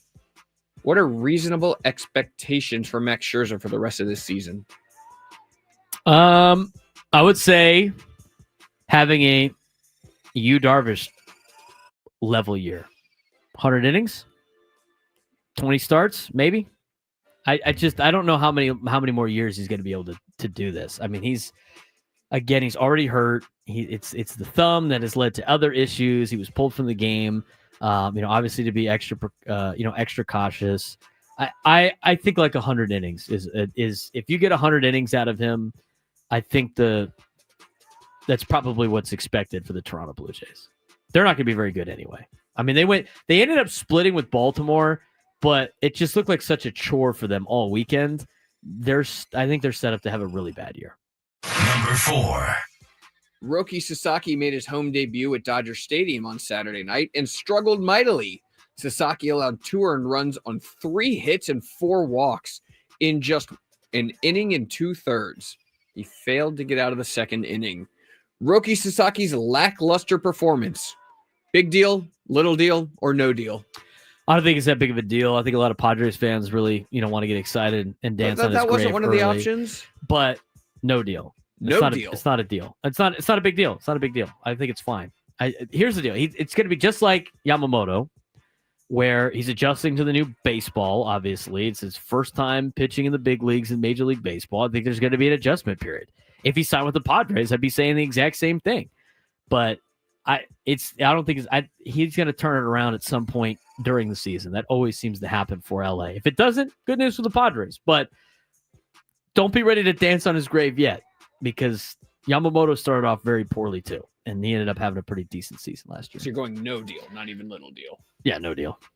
Number 5. The St. Louis Cardinals were seemingly a team in transition this offseason as they actively shopped Nolan Arenado and Ryan Helsley and made very few other impactful moves in the offseason. Their president of baseball ops, John Mozeliak, even said the team was undergoing a reset, though he declined to use the word rebuild during the offseason. Well, after the first weekend of the season, the Cards are one of just 4 undefeated teams remaining in Major League Baseball as they swept the Twins. Meanwhile, the Detroit Tigers, who made the playoffs last year, are off to an 0-3 start after being swept by the Dodgers. Toss up. Which team is more likely to make the postseason? The Cardinals or the Tigers? Tigers. I think the Tigers are most likely to make the postseason. I don't think the American League Central is particularly good. I think they have to get through Cleveland, obviously. Kansas City got a little bit better, but I like the Tigers' chances. I like the way that they've built their team. I think they got a good group of young players. The pitching staff is pretty good. They went toe-to-toe with LA throughout the weekend. I mean, and LA is a juggernaut of a team. That's a tough way to start. As for St. Louis, I think they got the better of a team in Minnesota that's okay. I am surprised about the way St. Louis played this weekend, but if I had to pick between the two, I just think it's going to be more difficult for the Cardinals to make the playoffs in the National League because of how good the National League is compared to the Tigers, who doesn't have a lot of competition in the American League. The American League is not as good as the National League. It's very top heavy, but even the teams near the top are not teams that are super, overall a unit of a team that's like a world beater team. I think you have more of those in the National League. In fact, if you rank the top 10 teams in baseball, I think the top 5 are all in the National League. That's why the Boston Red Sox have been getting so much love for potentially winning the AL, not only the AL East, but even the American League in general. So from that perspective, I think the Tigers have a better chance of winning, or should I say making the playoffs, than the St. Louis Cardinals. Cardinals got to get through a lot. They have to get through a lot. Not only would they have to get through their own division against maybe Chicago, which I think is going to be a better team this year, but also the rest of the National League wild card of potentially the Padres and the Diamondbacks and 2 teams in the East, either the Mets or the Phillies or even the Braves. That's a lot of competition for St. Louis that I don't think they're better than any of those teams. 833-288-0973, 833-288-0973. We talked about some overreactions to opening day, but there's some overreactions to opening week that we'd love to talk about. Plus, what's going on with the Chicago White Sox? White Sox in first place. Will Venable's crew's doing pretty well. I'll give you the score update of what they're doing to the Minnesota Twins right now. When we come back, Braden Surprenant Show rolls on. Lunchtime hour, San Diego Sports Station, 97.3 The Fan.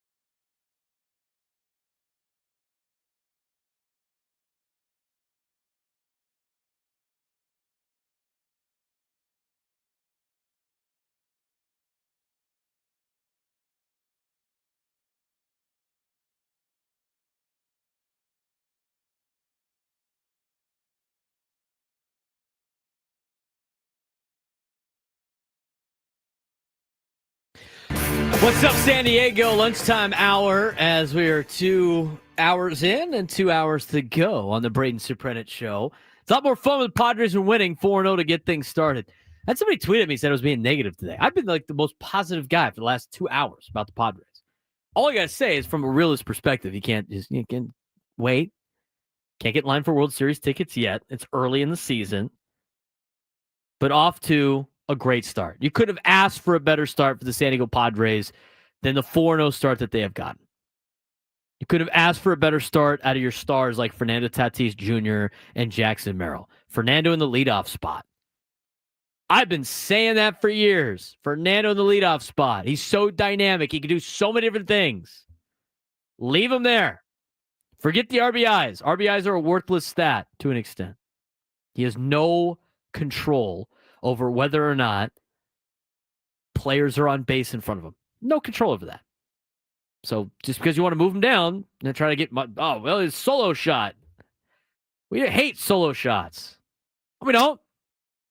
We'll take the solo shot all day. It's still a run. It's still a run.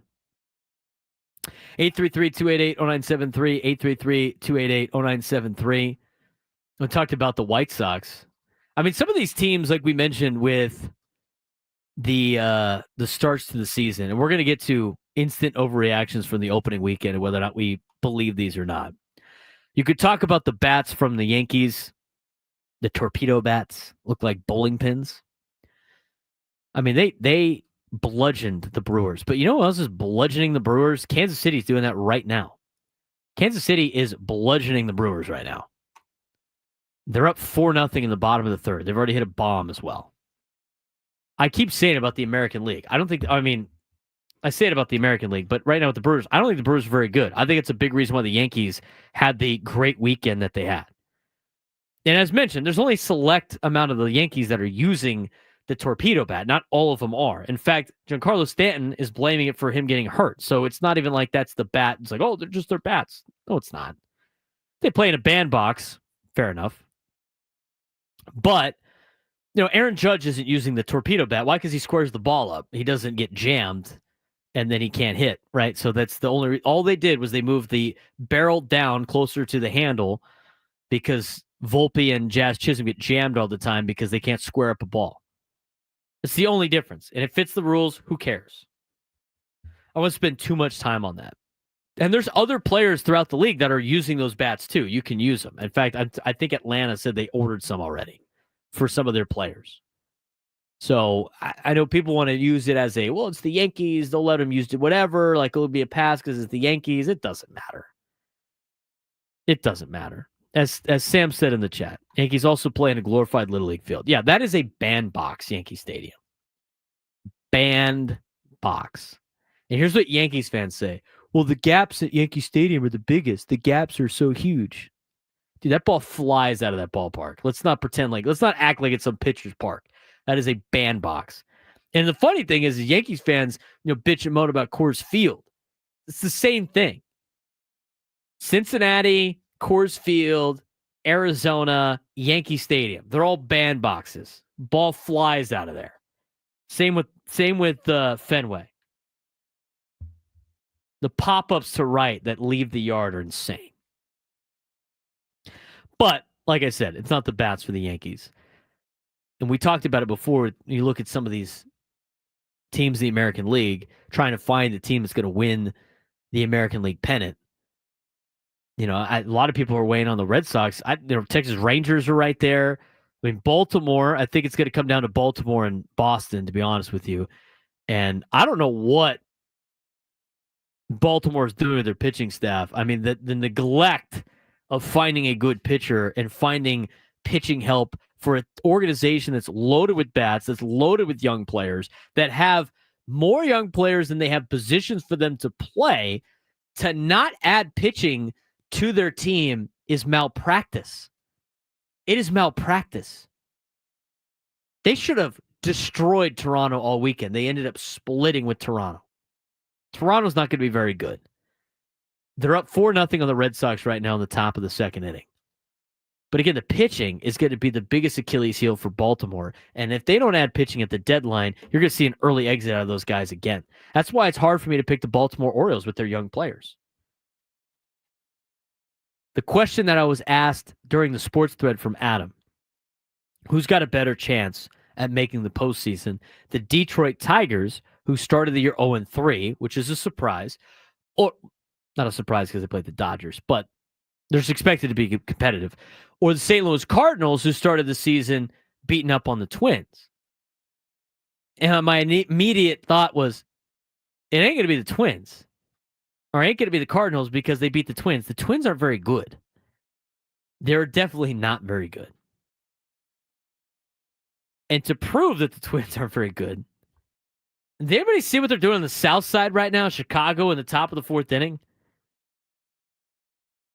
The Chicago White Sox, 1-2. They beat up on Anaheim on opening day, in which I went on the next day and called Anaheim an embarrassment, and then they won their next 2 games on the South Side of Chicago. White Sox end up going 1-2 against the Halos, who are awful.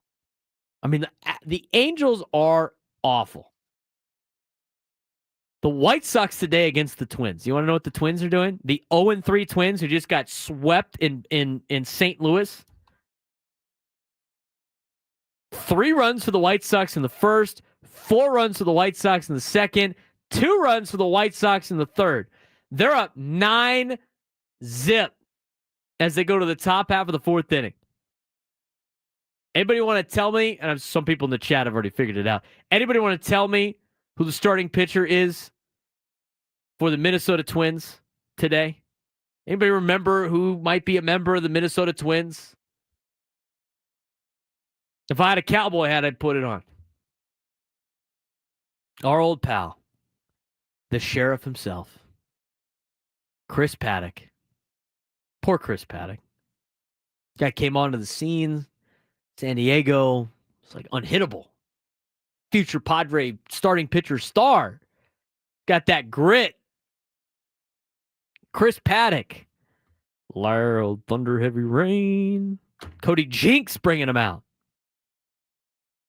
Well, the sheriff has given up 9 earned runs on 6 hits with 3 innings pitched, 3 walks, and 2 punch-outs. He has given up 3 long balls today to the Chicago White Sox, who arguably was supposed to be the worst team in Major League Baseball again. Vargas is 1 for 1 with 2 runs scored. Luis Robert Jr.'s got a run scored. Even Benintendi looks good. What a terrible contract that is, by the way. Benintendi 1 for 2. Vaughn's 1 for 2.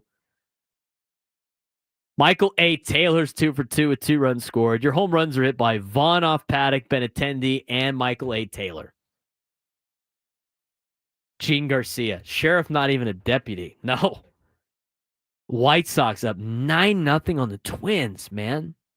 American League is not good. American League, not hard. National League, hard. Little difference here between the 2 leagues. So when asked again, who's got a better chance of making the playoffs? The 3-0 Cardinals, who just beat this Twins team up, who's down 9-0 to Chicago, or the Detroit Tigers, who got swept by LA, who is the best team money can buy. I'm going to go with the Detroit Tigers. Look at the competition they're going against right now, just in their own division.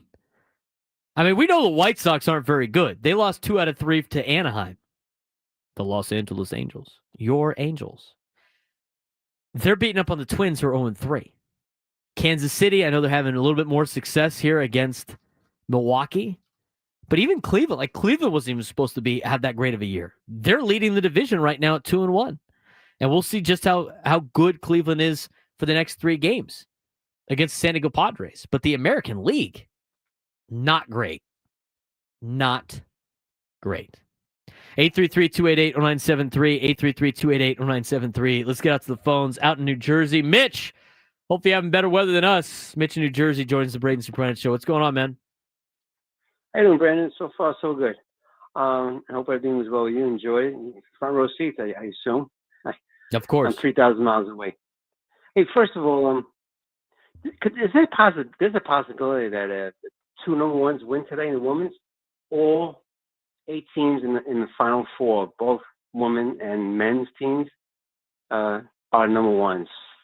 That has to be a first for that kind of the way that it has pulled through. I think Duke will win. I think UCLA now and then that USC lost Watkins. You mentioned about the Connect shirts. Okay, I don't understand the Washington going with the blue with the streets, but going powder blue. Too many teams have powder blue. Come on, and San Diego's got a good. Let's just keep as is. Gotta love Tatis. He's gonna have a great year. Could be like a Ricky Henderson or even there's another fellow, Lou Brock. But you also got throwing Ohtani. He lead up pretty much the whole year last year, and he had a one for the ages. So Tatis gonna have a great year and stay healthy. You gotta like our chances. Absolutely, Mitch, and I really appreciate the phone call. Do like the chances for Fernando. He's already looking like he could put up an MVP type season. We talked about it after opening day, 40-40. I think it's well within reach for Fernando. I think the Padres stole more bases again over the weekend after stealing a bunch in the middle of the week against the Atlanta Braves. I love the aggressiveness of the Padres. I love the way that they're stealing bags. I like the play so far from Fernando. Just the first 4 games, but a lot more to come for the San Diego Padres. Some overreactions to the opening weekend. When we come back, what do we got for us in Major League Baseball? Throughout baseball, we'll see if we buy or sell these overreactions. And we'll, plus, a little bit later on, we'll talk about San Diego FC's win over LAFC. That's still to come on the Braden Surprenant Show on San Diego's #1 sports station, 97.3 The Fan.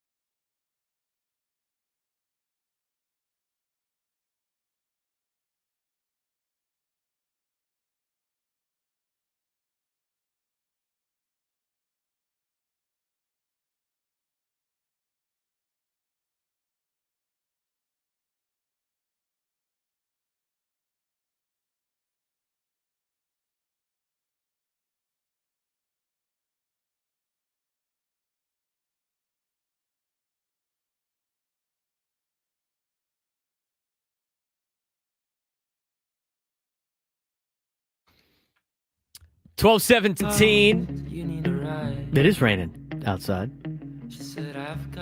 as mentioned in the song. Braden Surprenant Show on San Diego's #1 sports station, 97.3 The Fan. We got a new game that we're ready to play on the show that we're going to give prizes away for, that we're going to debut tomorrow. It's going to be really fun. We're looking forward to it. But we have a new prize for the game for this month. As of right now, you're qualified. For tomorrow, we're going to play the new game tomorrow. Starting tomorrow, it's going to be at 12:45 every day. And for right now, when we do play the game, if you do beat me in this new game, you will be qualified for a grand prize, 2 sold-out tickets to the When We Were Young Festival in Las Vegas on October 18th, featuring Blink 182, Panic at the Disco, The Offspring, and more. Tickets for day 2 on sale now at whenwewereyoungfestival.com. It's all the bands I grew up listening to. Maybe I you are not allowed to win, Brandon. I know that's where it stinks. So if you beat me, maybe you can bring me to the festival. I think that's illegal too. I don't think I can do that either. Padres won 4 games against the Atlanta Braves. I got to ask the resident Padre Braves fan how his weekend was with rooting against the Braves and rooting for the Padres. Had the Padres gear on yesterday when you brought the family to the game. I did. Before we talk about that, how was the game with the fam? It was fun. The kids enjoy it? First game of the season for the family. My second game, I was there on opening day. And it's a lot bringing all 3 kids. My wife said it'll probably be her first and only game this season with our little one. But honestly, it went better than I think we expected. So I think on the way home, I mentioned, I was like, I think we could maybe talk you into going to another game this year. But it was fun. What a day at the ballpark. The weather was great. We had fun hanging out at the loft. My kids love going up there and playing shuffleboard before the game. What did they have up there? So they had, because I know they moved the pool tables out, right? Yeah, no, they still have the pool tables. They moved to a different spot. They have foosball and they have the shuffleboard that they've always had, but they added a Pop-A-Shot basketball. Nice. They added a Padres pinball machine.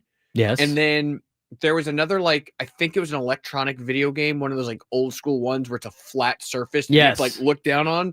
But someone had their like drinks and a jacket over it, so I didn't see what the game was. It looked like maybe like an old Galaga or Centipede. Galaga or Pac-Man is usually the deal on those. I don't know which game, but they had that. And then stopped by and said hello to Sammy, who has his location where his desk is moved over just a little bit. Yeah, it's cool. I got to go check that out. I'm looking forward to. But it's sick, and they even built a staircase that goes up to the loft from the or I guess the rooftop from the loft, which it didn't used to be there. They literally added a staircase in the middle of the loft. So can you go up to the top deck, just not over to like being able to see, right? Because those are like private event spaces. Yeah, it's a good question because I asked because I wanted to go up there, but they said it was not open to the public yesterday because it was rented out for a private party. I don't know if that's always the case. Like, meaning if there's a game where it's not rented out, can anybody go up there? Or if that was just for yesterday? I don't know that.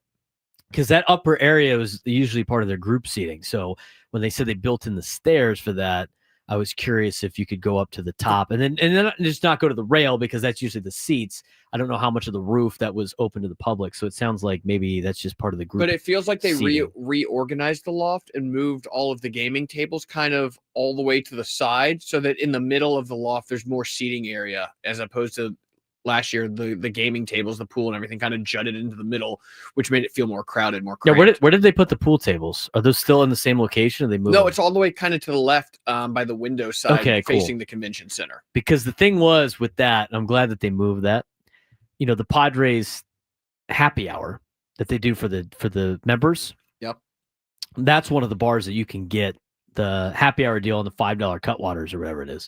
And so pregame up there, the lines would back up big at that bar and it would like leak into the pool table area. There was not a lot of flow. Like you couldn't get through like with the 8-ball corner pocket. Yeah, I mean, they're trying to play and you're trying to get through and it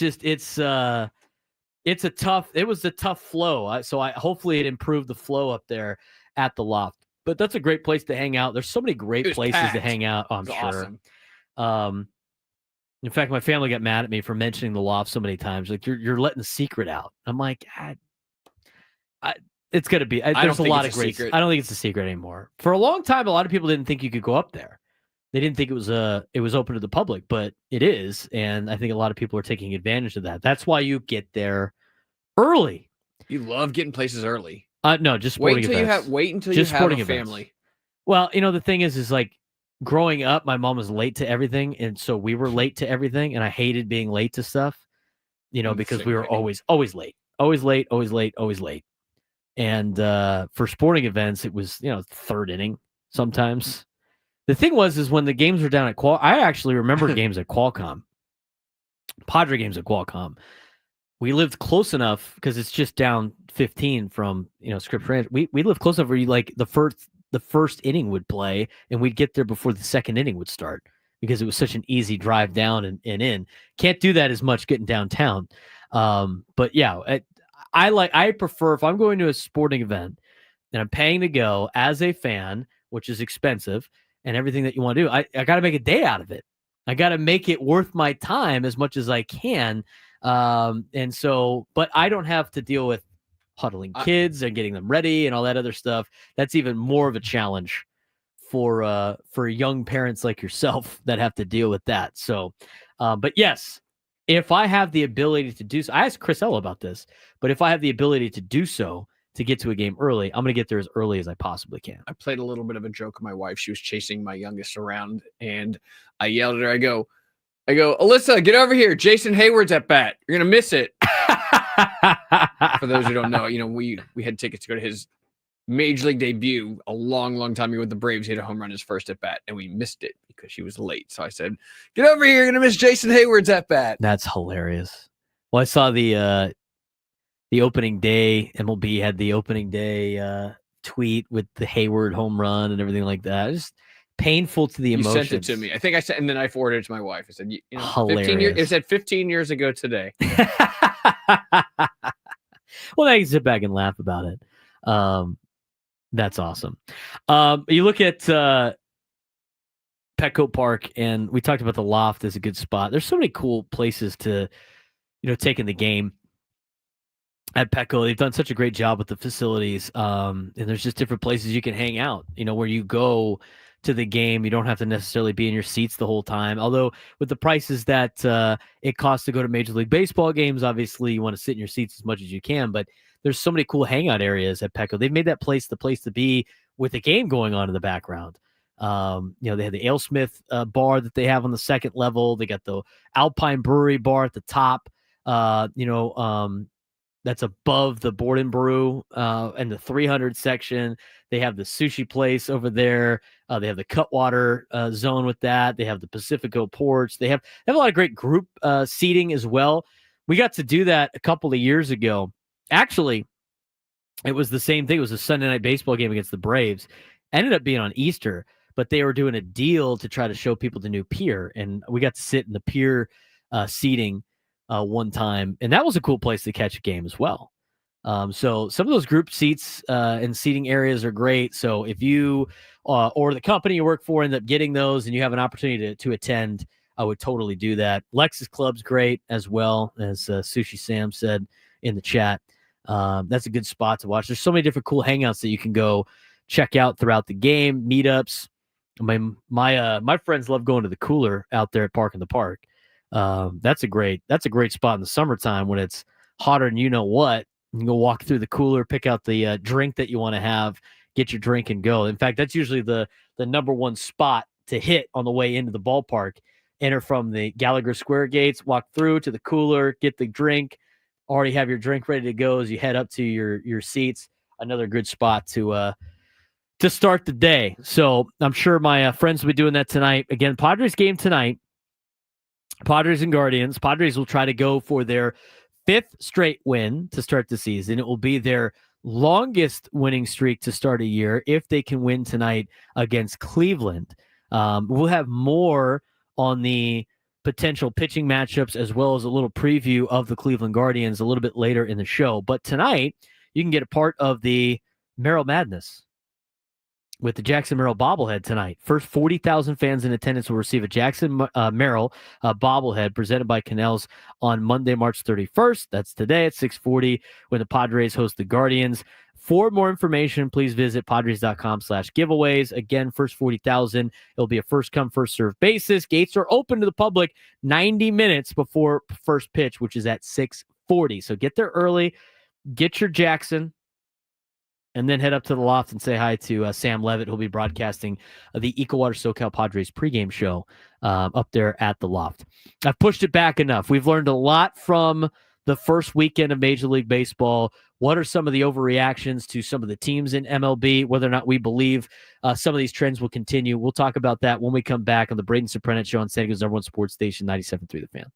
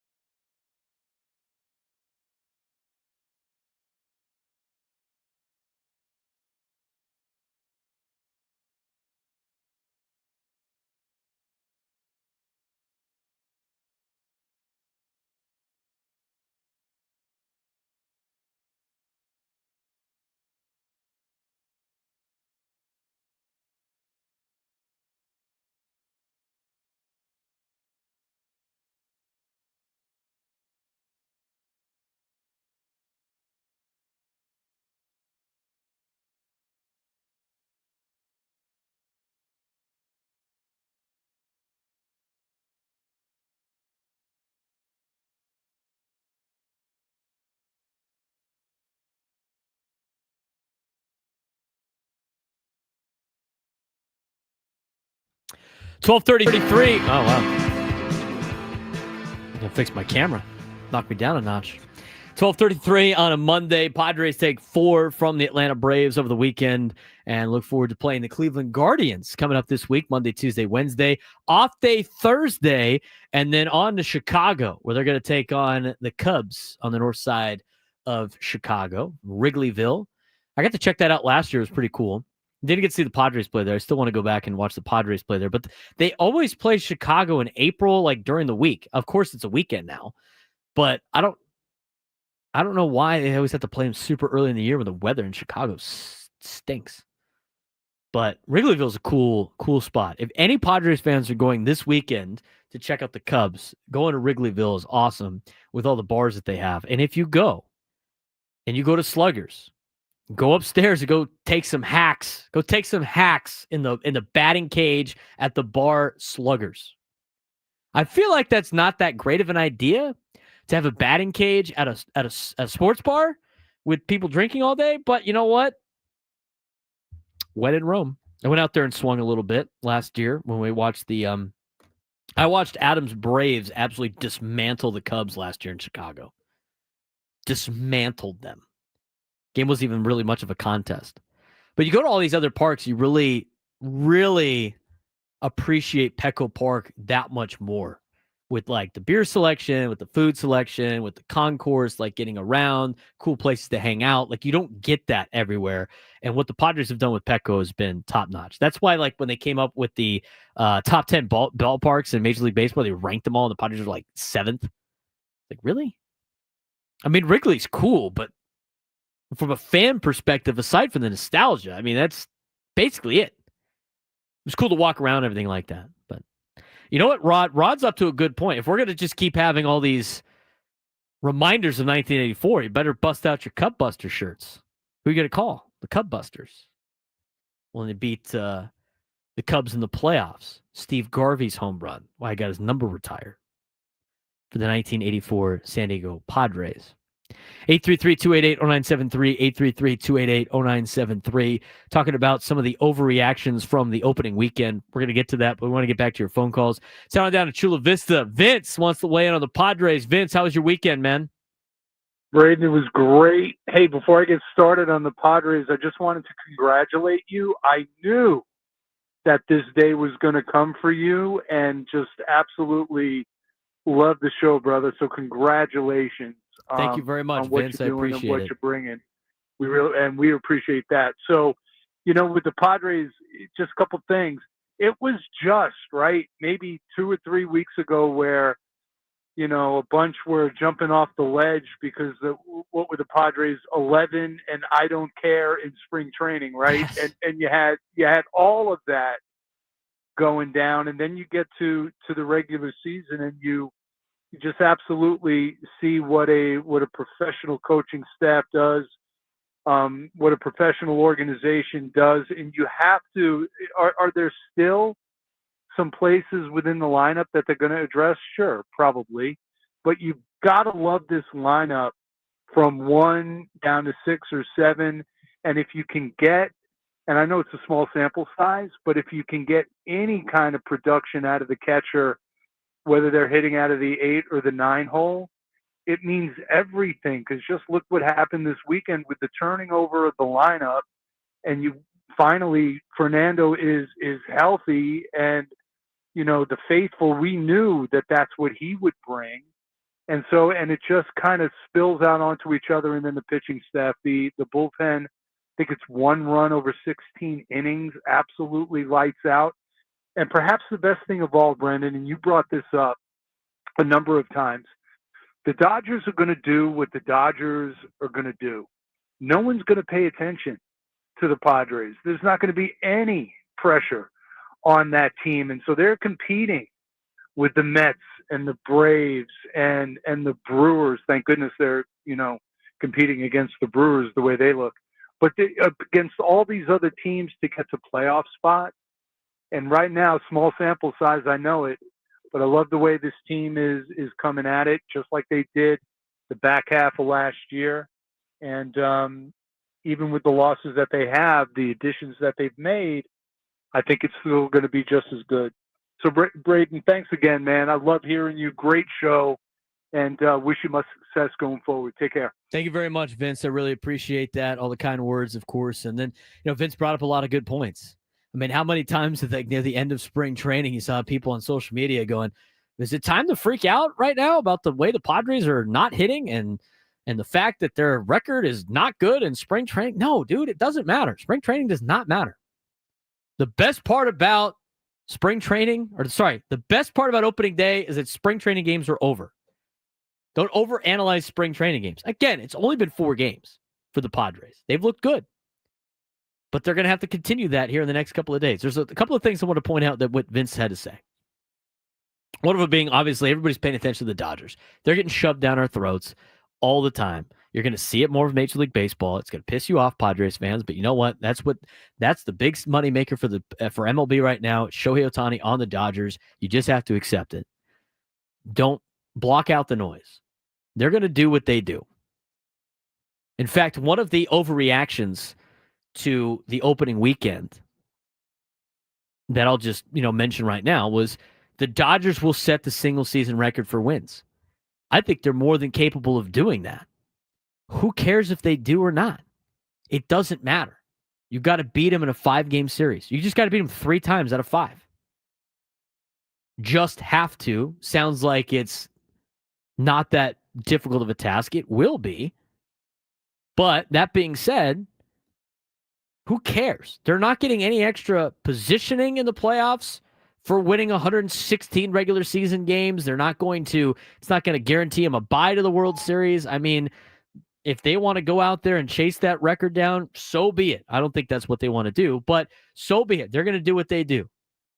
Winners focus on winning. Losers focus on winners. So if you have that mindset and worried about what LA does, you're going to have that loser mentality. Have the winner mentality. Be the alpha, as Sean Lewis says. Winners focus on winning. And so right now, the task at hand is to deal with the Cleveland Guardians. Here's the other thing I think Vince said that was a good point. Talking about the catching situation and flipping the order over to Fernando.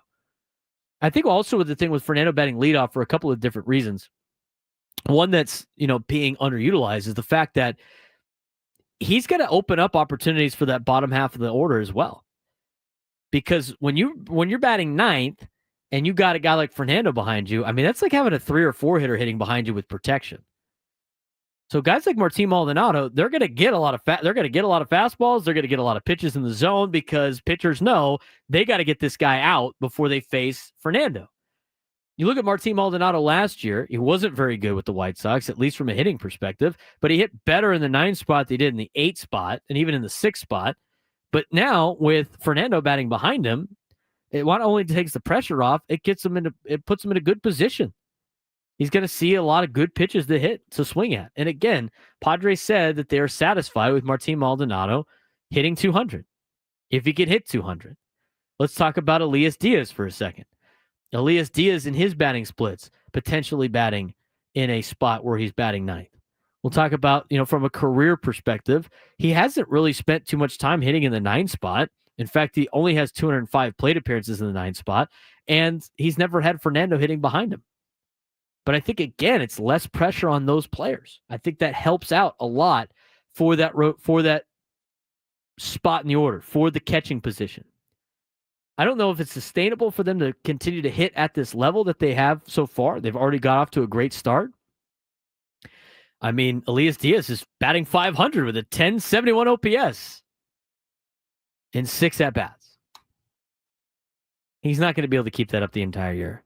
But they're passing the baton. They're passing the torch. They're having players like Luis Arraez, with some sacrifice opportunities.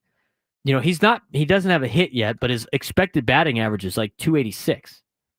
So he is hitting the ball well at certain places. He's not getting a lot of good luck. I think that's going to end tonight. I bet you he gets a couple of hits tonight. I would take the higher on hits if you're playing Underdog Fantasy. But we'll get to more of that and get a preview in the 1 o'clock hour. 833-288-0973, 833-288-0973. Our residents from Ohio that's now in the South Bay. Clay, what's going on, man? How you doing? And before I get started, Braden, all I want to say is, those first those first 3 games, I take blood pressure medicine, just started that in December, but shoot, I thought I'm going to have to start taking heart meds here based on that. Those games were some real, there were some up and down nail biters that just made you, I mean, you sat on the edge of your seat and you're watching the game and you know that you want the outcome that you finally got. But oh my goodness. And then yesterday was kind of a reprieve, and I was thankful because I think I'm going to end up in an ER here if they keep up with this nail biting stuff. Those fun games, those first couple of games, and the fact that the Padres won them obviously is a bigger step. You know, playing those games and losing heartbreakers would be a rough way to start the year, but you know, that's the conversation on some of those one-run games, right? And those difference between good years and bad years. You could talk about 2023 and 2024 being, you know, that same thing. Didn't get a lot of breaks in 2023, got the breaks in 2024, at least at the end of the season. And these were some of the games that they weren't winning in the first half of last year up until the 100-game mark when they played Cleveland in Cleveland, got run out of the building, and then won the next 2 games against the Guardians, and the rest is history for that season. But again, they started 50-50 in the first 100 games, and they weren't getting a lot of these balls to land where they needed them to land, or some of the hits that they were getting at that particular time. But again, I thought all 4 games this weekend, regardless of the result, were great games for the Padres and the Braves. Well, and I thought that the managerial staff proved that they're up for the task of pushing the button and getting the best players to seek out the W. But I'll also go and say this.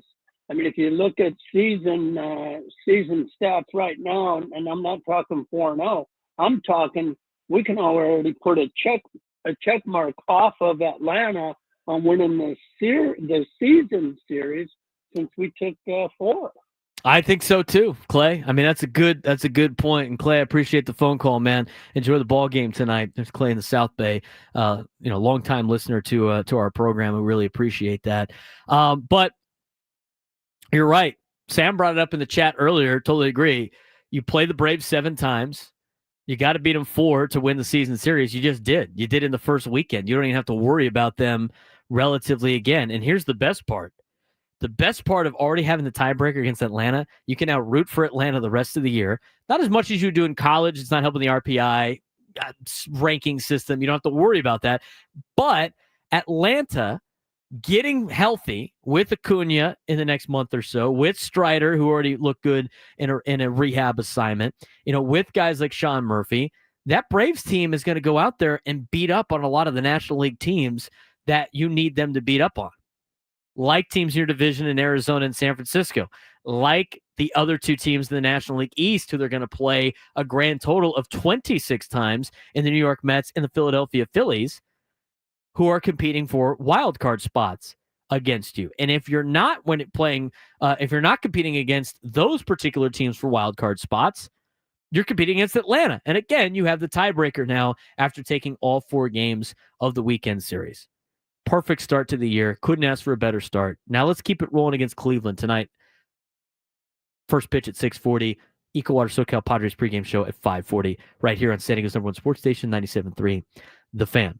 I teased it long enough. We'll talk about some of the overreactions. We kind of mentioned one of them with the Dodgers. Dodgers will set single season record for wins. I can buy that. I don't think it really matters. Again, you only have to beat them in a playoff series. We've talked enough about them. We can move on. One of the deals is about the bats, the torpedo bat. And it says, so the Yankees are cheating with these bats, right? Not really. I think a lot of fans were, they're incensed because it's the New York Yankees. Nobody likes the Yankees, right? Nobody likes the Yankees.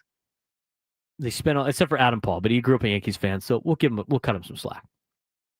But outside of that, nobody likes the Yankees.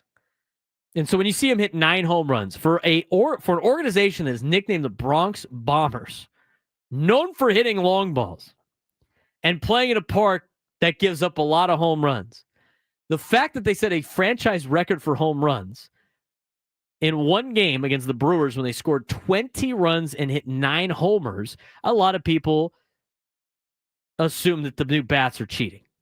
It's not. It's not cheating. They move the barrel It's still within the 2.61 inch diameter and 42 inches in length that the bat needs to be, right? The bat cannot be more than 2.61 inches in diameter and 42 inches in length. It fits the protocol. It fits the dimensions that has been set by Major League Baseball. They are fine. All they did was move the barrel down in the bat more to their players that don't barrel up balls because they get it on the inside part of the bat. They jam themselves more times than not.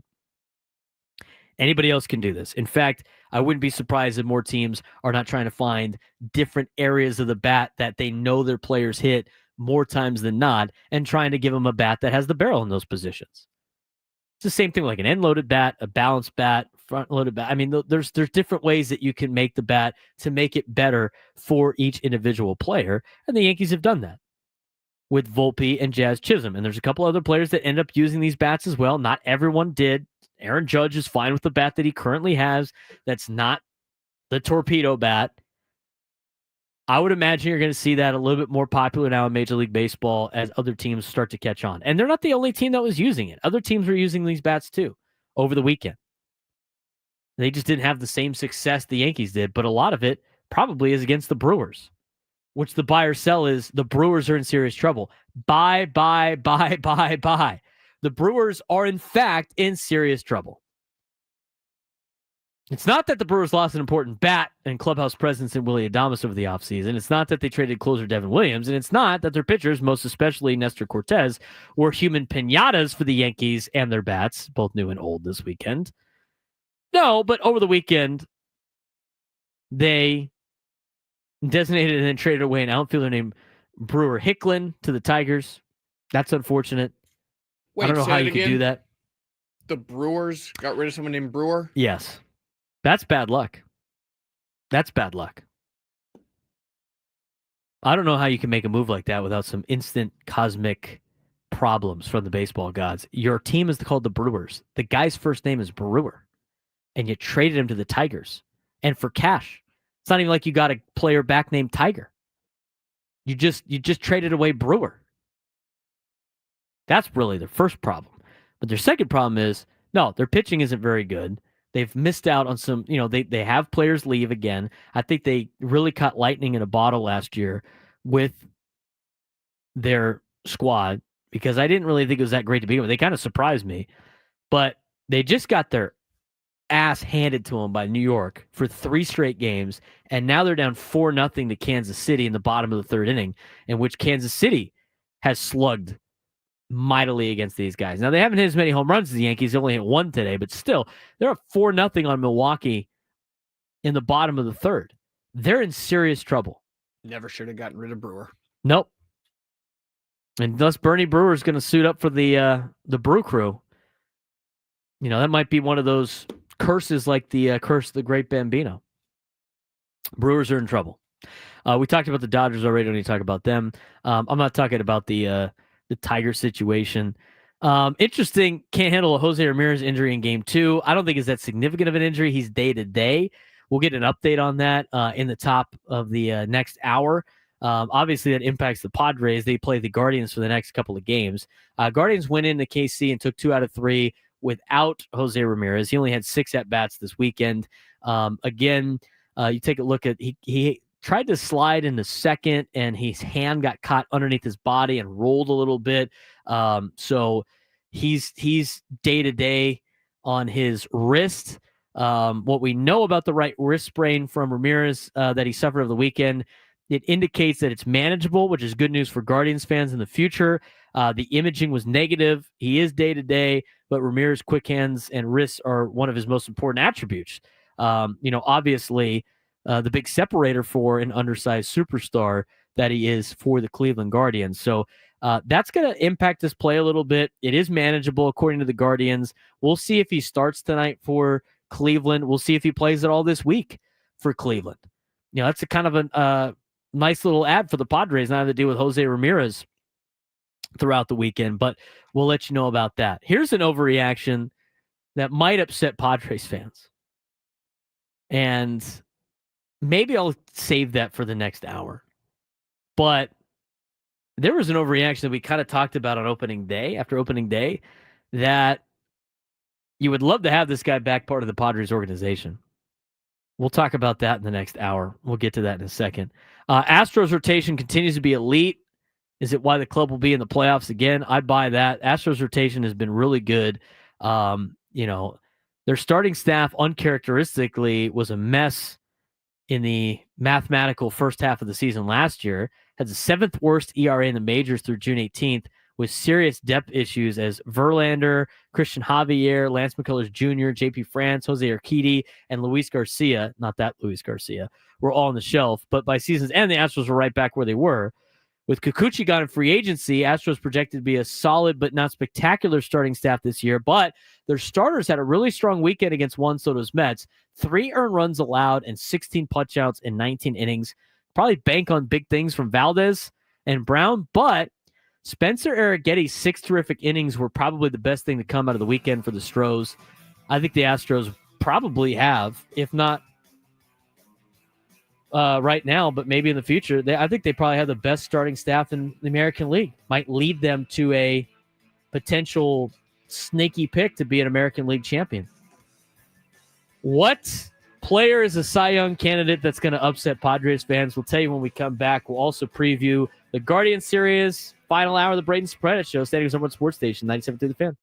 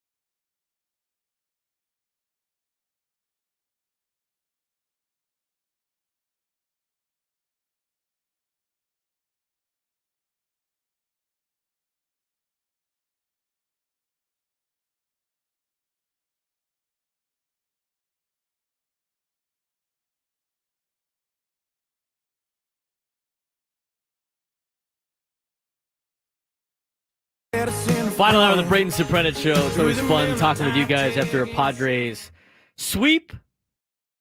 I love posting the Patrick Star with the broom upside down gif. I forgot to do that immediately last night, so hopefully I didn't mess things up for the future, but hopefully we can have a couple more of those in the near future. 833-288-0973, 833-288-0973. You know, the Cespedes Barbecue guys want it to be called a mop when it's a 4 game. I can believe that.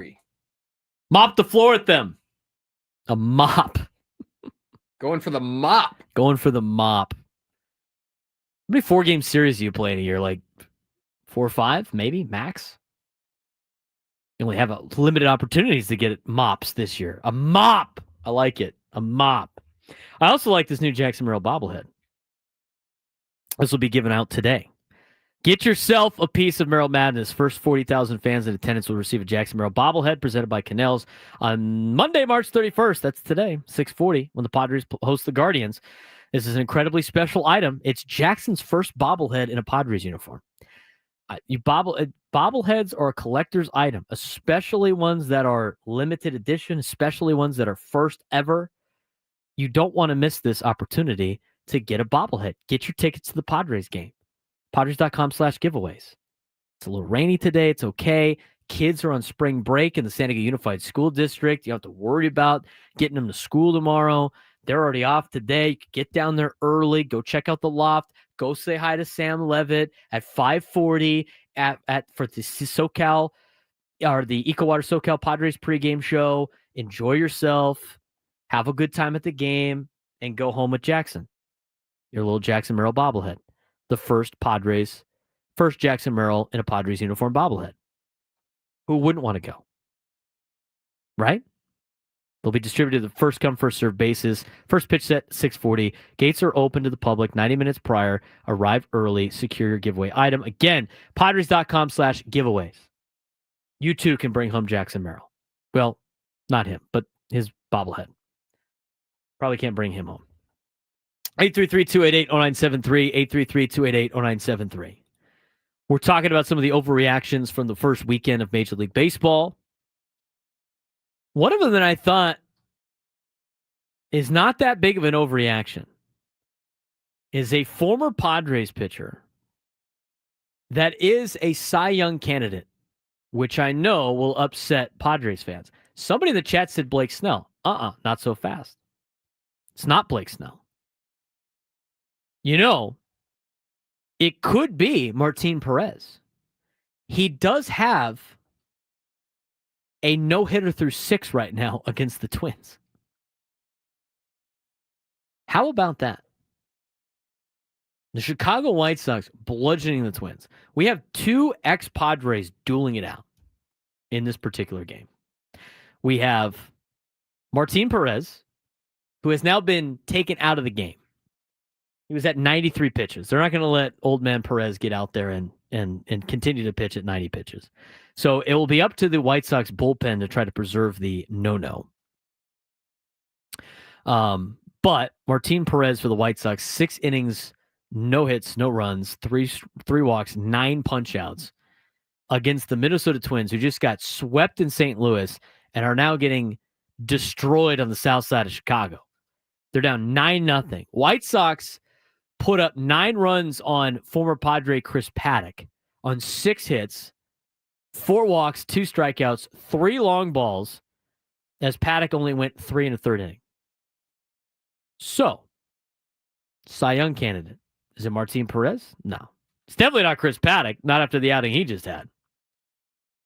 I'm talking about Mackenzie Gore. Opening day starter for the Nationals. Guy was electric.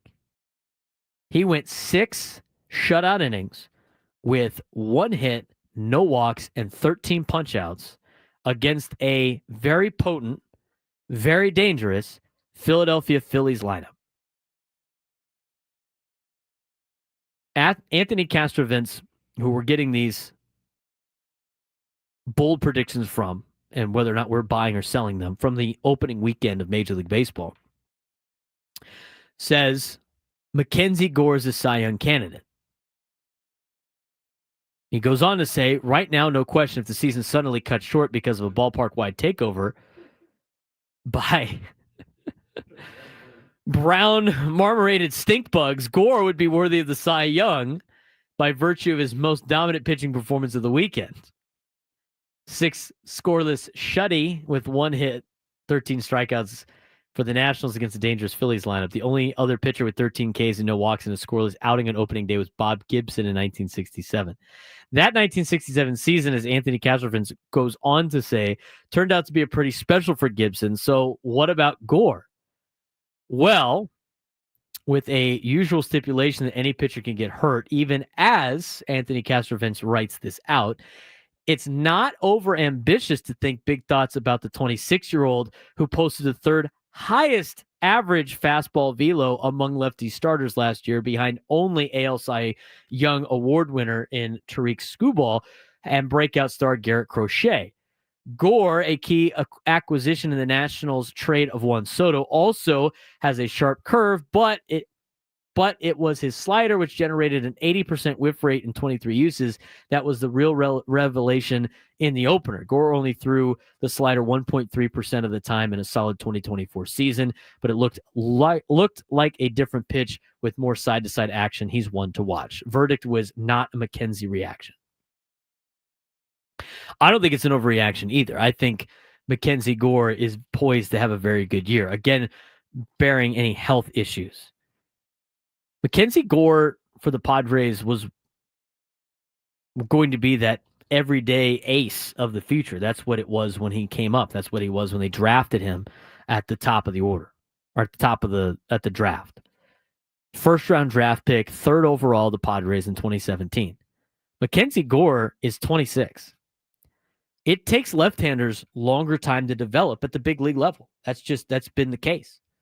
He's a left-handed pitcher. He's at 26 years old, and he's poised to have a really good season. This might be his breakout year that a lot of scouts were expecting when the Padres took him number 3 overall in the 2017 June amateur draft out of Whiteville, North Carolina.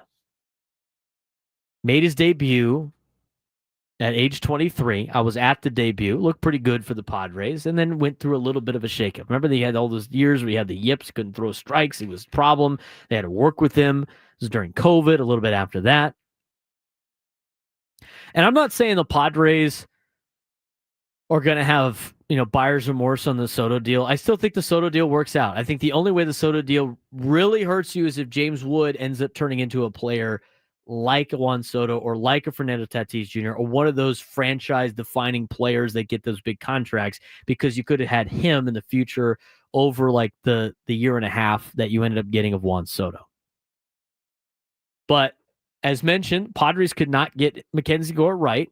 They send him off. They bring in an elite talent. You get to the NLCS, and now you're going to see some of those talented players play at the big league level, and one of them being Mackenzie Gore.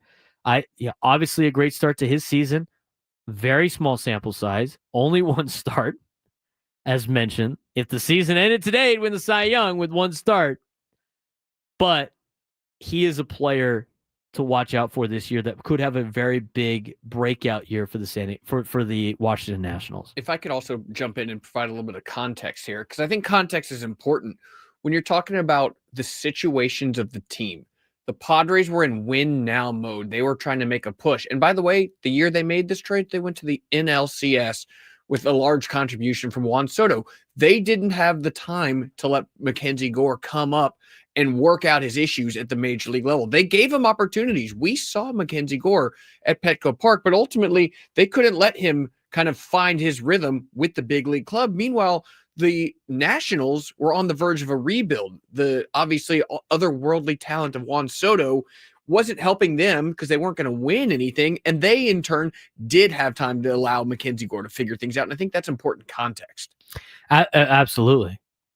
It's the different types of where you're at as an organization. As mentioned in my open, you can't punt on a Manny Machado prime season. You can't do that if you're the Padres. Nationals can't afford to let Mackenzie Gore grow at the major league level and put time into working with him and everything like that. You can't do that with the San Diego Padres. But at the same time, you have to build around your team when you have the opportunity. You have to give up good players to acquire good players. And when you look at, other teams in the league, I mean, I'm watching the Orioles play the Red Sox right now in the bottom of the fifth inning. We talked about it at the top of the noon hour, how it's malpractice that the Orioles have not added to their young Studley team from a pitching perspective. That continues to be a weakness for them. So as much as, A.J. Preller's the wheeler dealer, if you look at Baltimore, I mean, they're dying to have their organization make some moves and trade some prospects to help get talent to go out there and compete for a World Series. They have the talent to do it. They're not doing it. They like all the years of control. They're playing for the future. They want to be, consistently good. But consistently good and not winning in the playoffs is drastically different than being a team that's made it to the NLCS. I mean, the Orioles are still looking for their first playoff win since like 2012. And so you look at the way that their roster is constructed, they could use a big move at the deadline. Padres are not afraid to make those big moves. Depletes the farm system. But again, they're trying to win now. They're still in win now mode. Nationals are still not in win now mode. And who knows if Mackenzie Gore, in terms of years of control, is going to be able to do that for the Nationals. Are they ever going to be in win now mode with Mackenzie Gore under contract? Who's to say? Same thing with C.J. Abrams, same thing with James Wood. I mean, those guys might be available in the next couple of years because Washington still isn't in a position to win. I still think they'll have a better year this year than they've done in previous years. But still an interesting topic on the bold prediction, or should I say overreactions to the weekend. I don't think that's that big of an overreaction. Here's one that's funny about Rafael Devers. We'll talk about that when we come back. Is he so upset that he has to DH that he's purposely striking out? That's a bold prediction. We'll talk about that, plus preview the series against the Guardians when we come back on the Braden Surprenant Show. San Diego's #1 sports station, 97 through the Fan.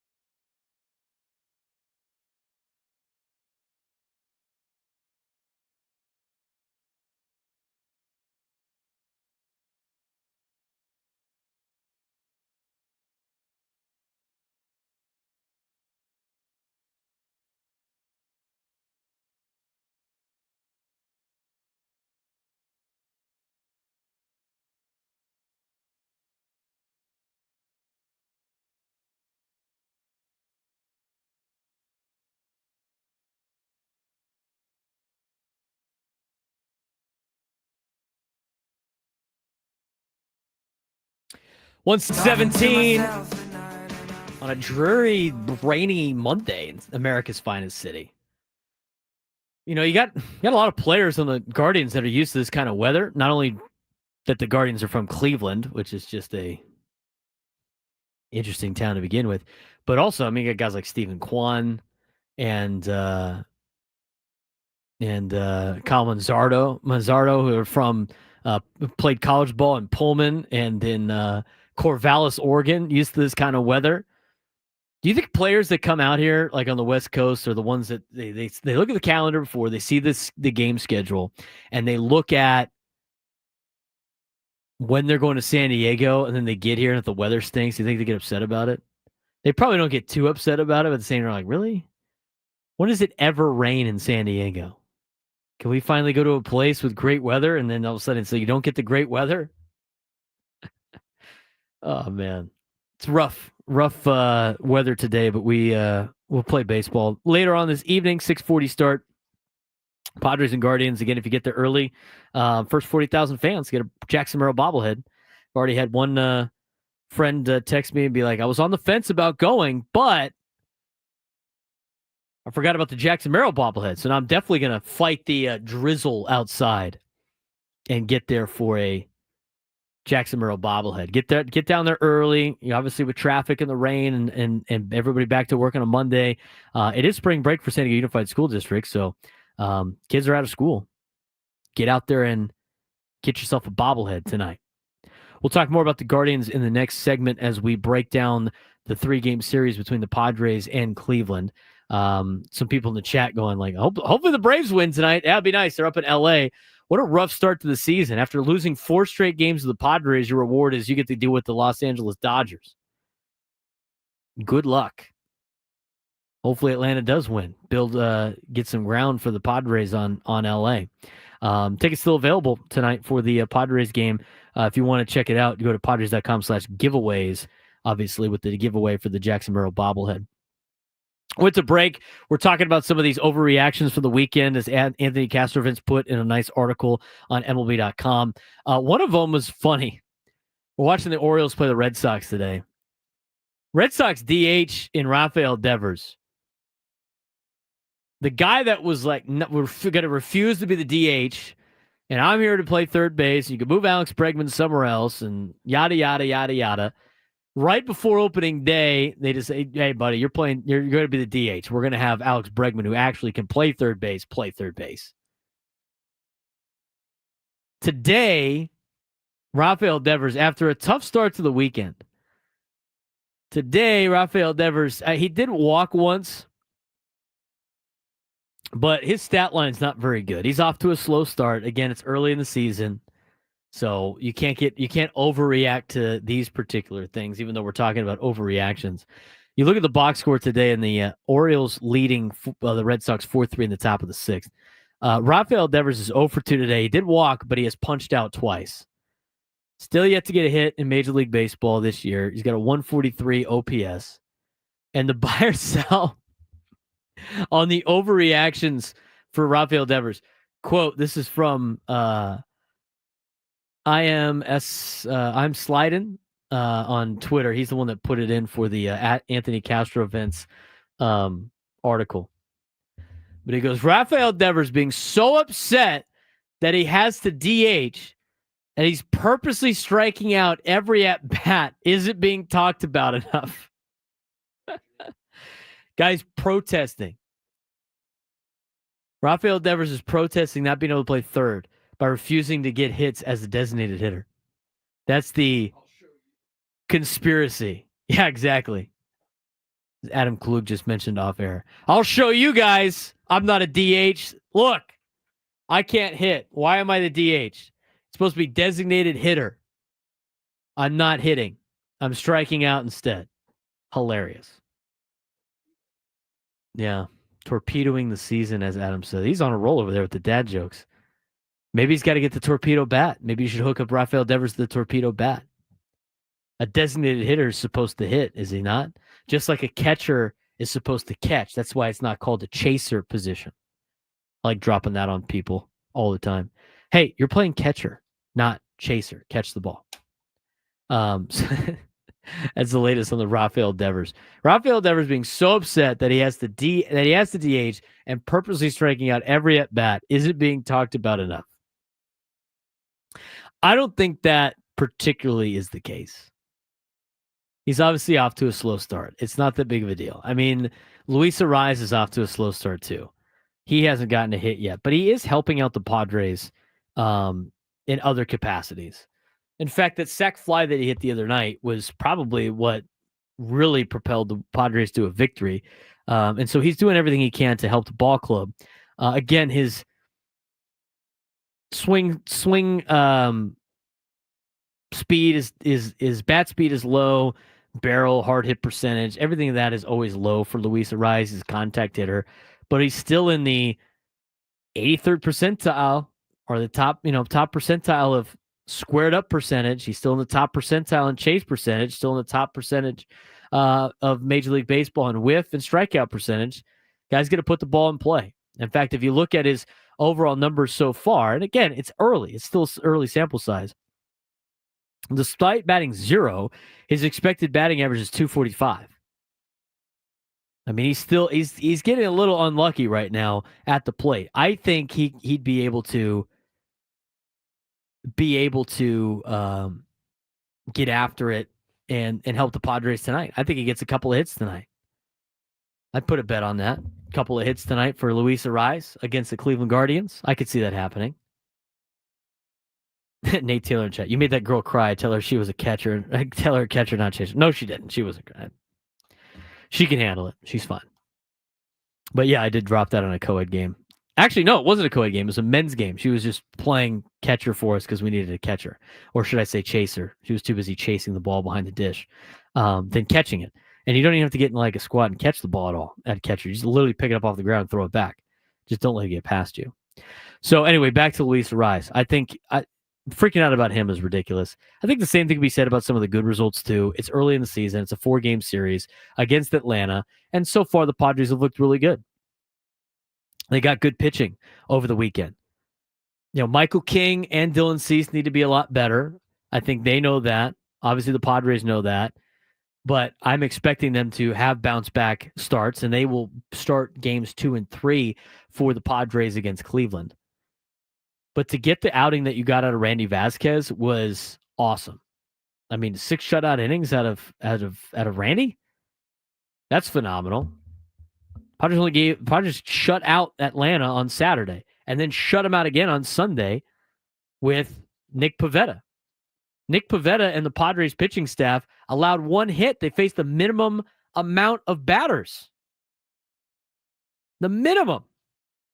Through a 1-hitter, combined 1 hitter against the Atlanta Braves.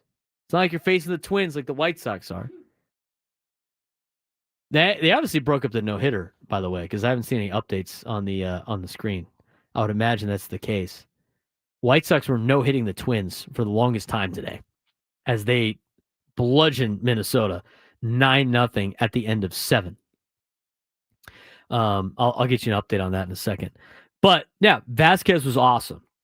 And he's really a number 5, and you had him in the number 3 spot. He was great. The Twins have been able to muster 2 hits today.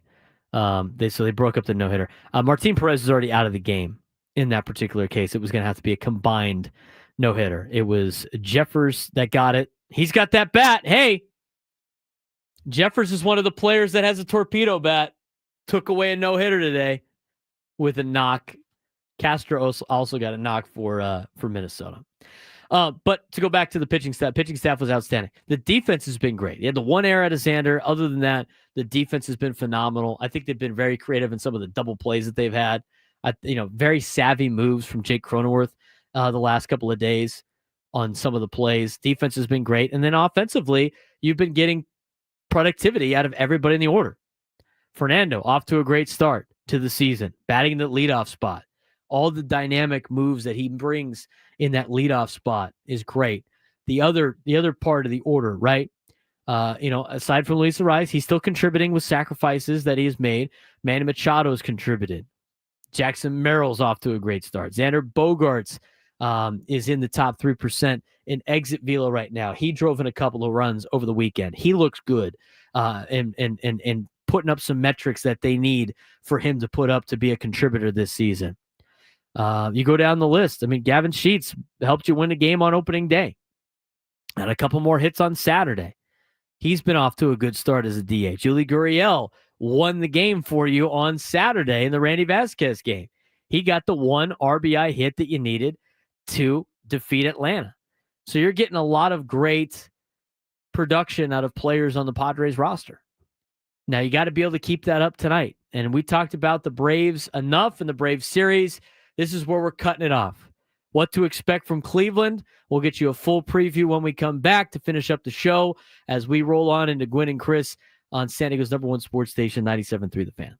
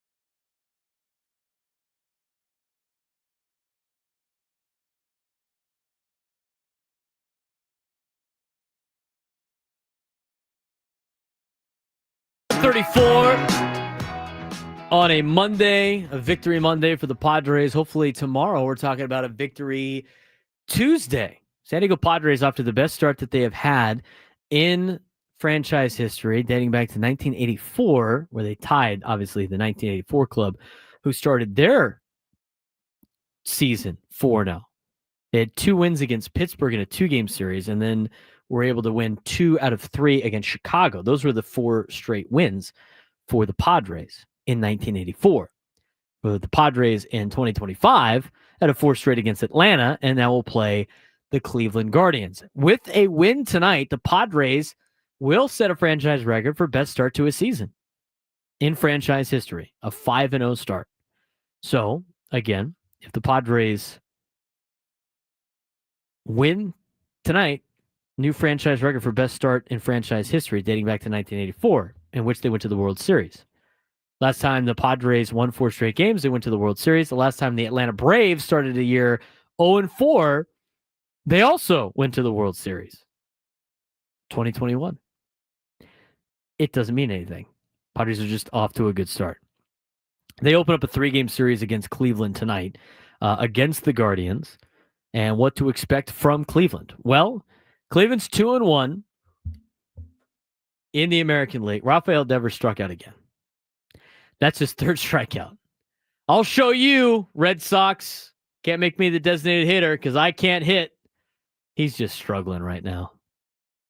The conspiracy of he didn't want to be a DH, so he's purposely striking out so he doesn't have to be the DH anymore is really funny.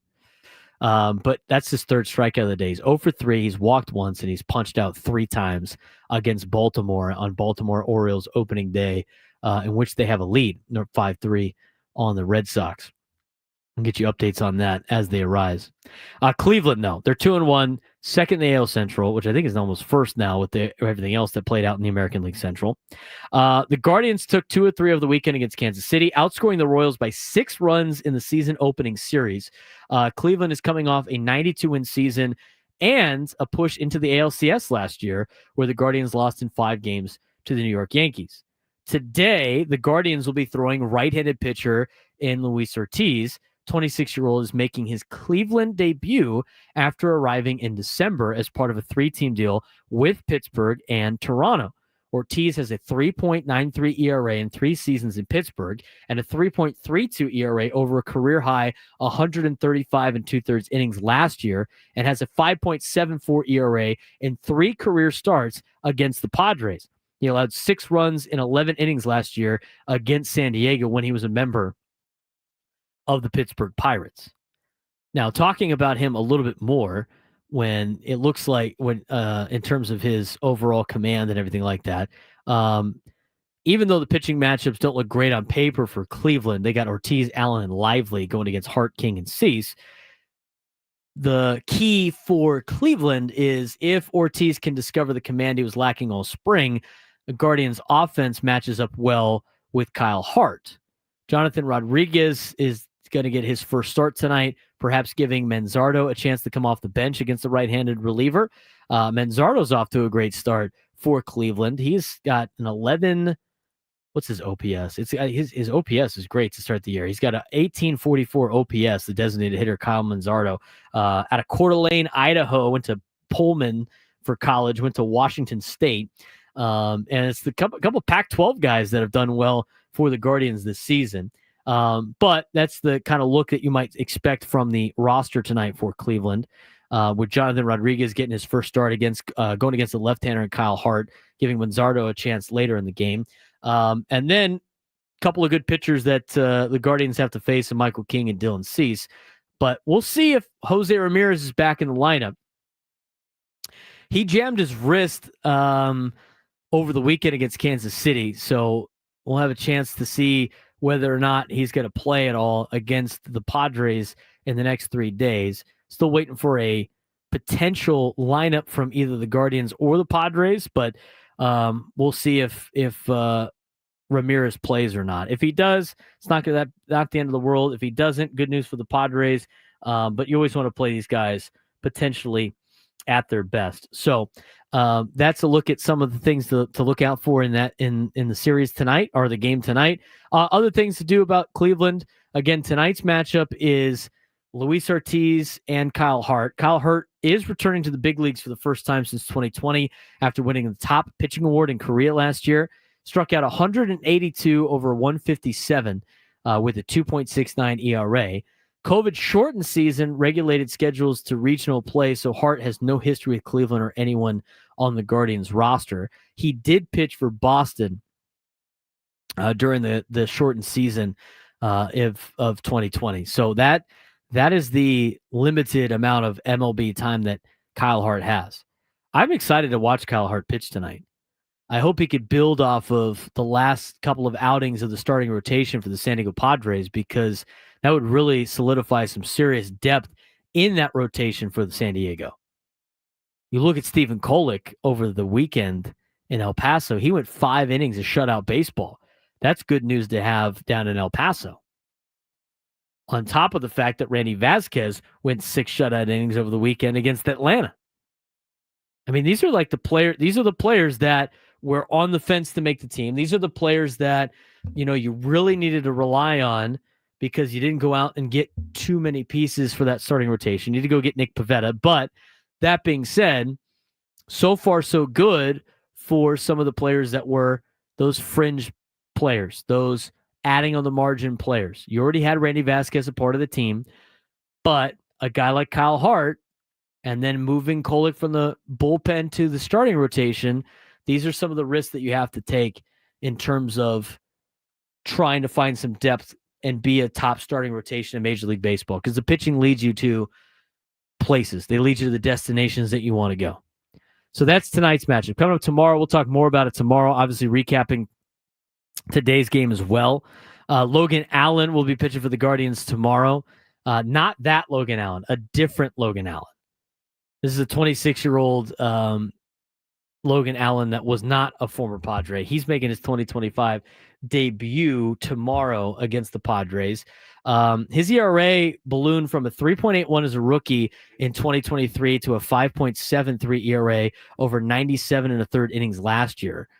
Not that Logan Allen, as mentioned before, who was traded to Cleveland in 2019.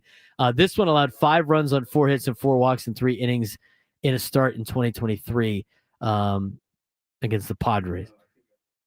Padres' Michael King will start tomorrow as he tries to have a little bit of a bounce back after his first outing last week against Atlanta, where he only was able to go 2 2/3 innings and a no decision.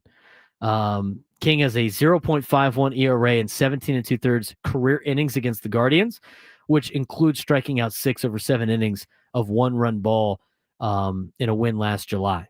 So it'd be nice to have Michael King do that on Tuesday. And then coming up on Wednesday, Ben Lively, no relation to Blake Lively, who has already pitched this year's 0-0 with a 5.40 ERA. Drew the opening day start because Tanner Bibee fell ill,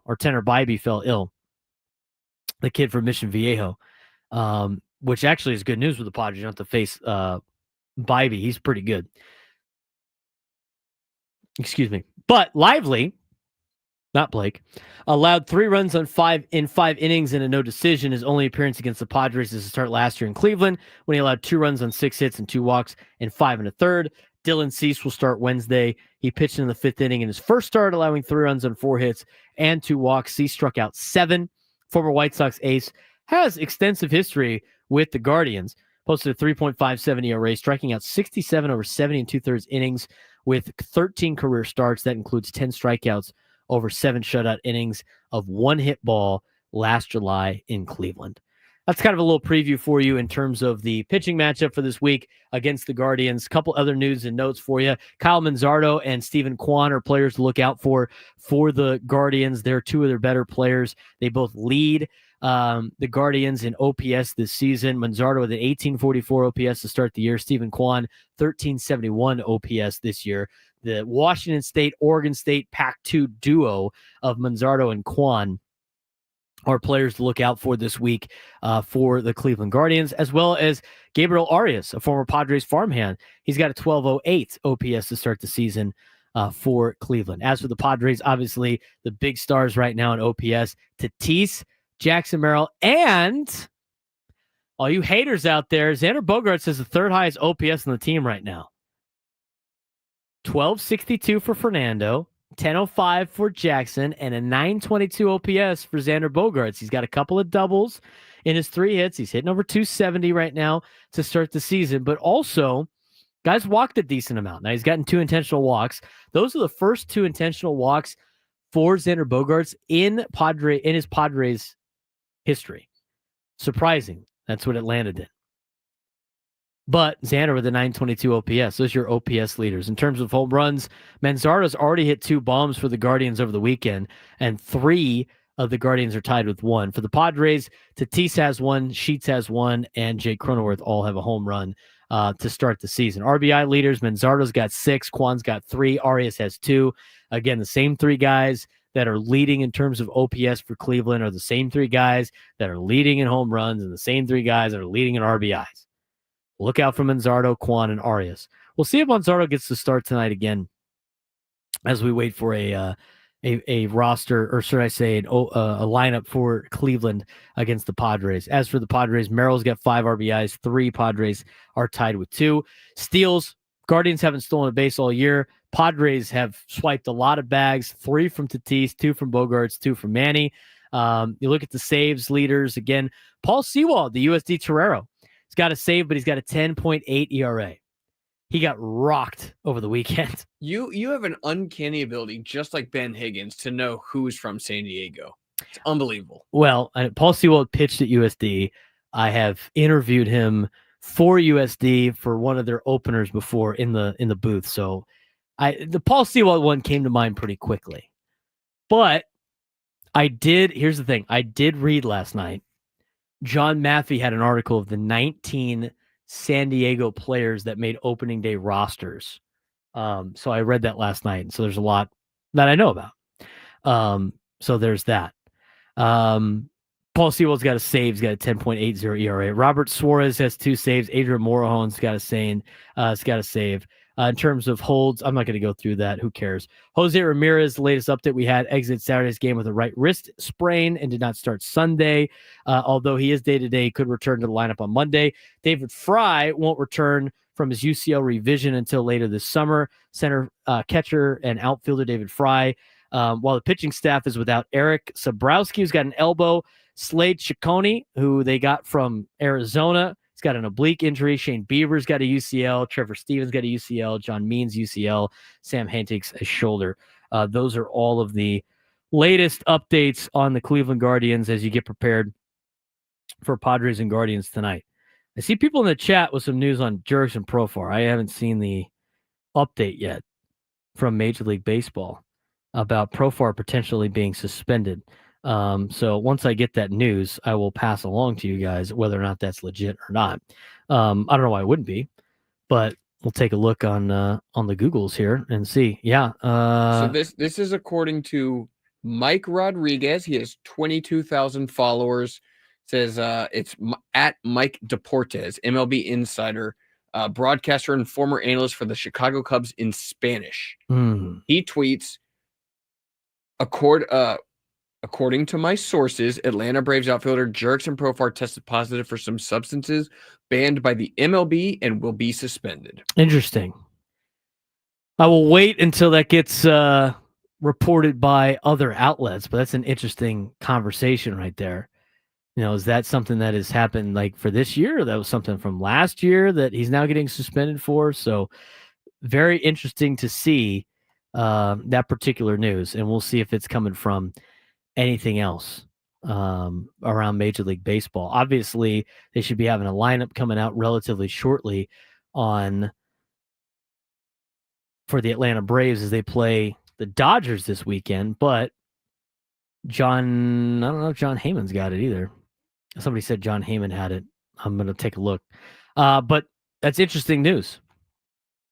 I mean, Padres, theoretically, if this is true, could have dodged a major bullet this offseason and not having to, deal with a suspended Profar at the beginning of the year. Although I guess when you're suspended, I guess it depends on the suspension if you get paid or not. the performance enhancing drugs, though, you don't get the money, right? Just like Fernando didn't get the money.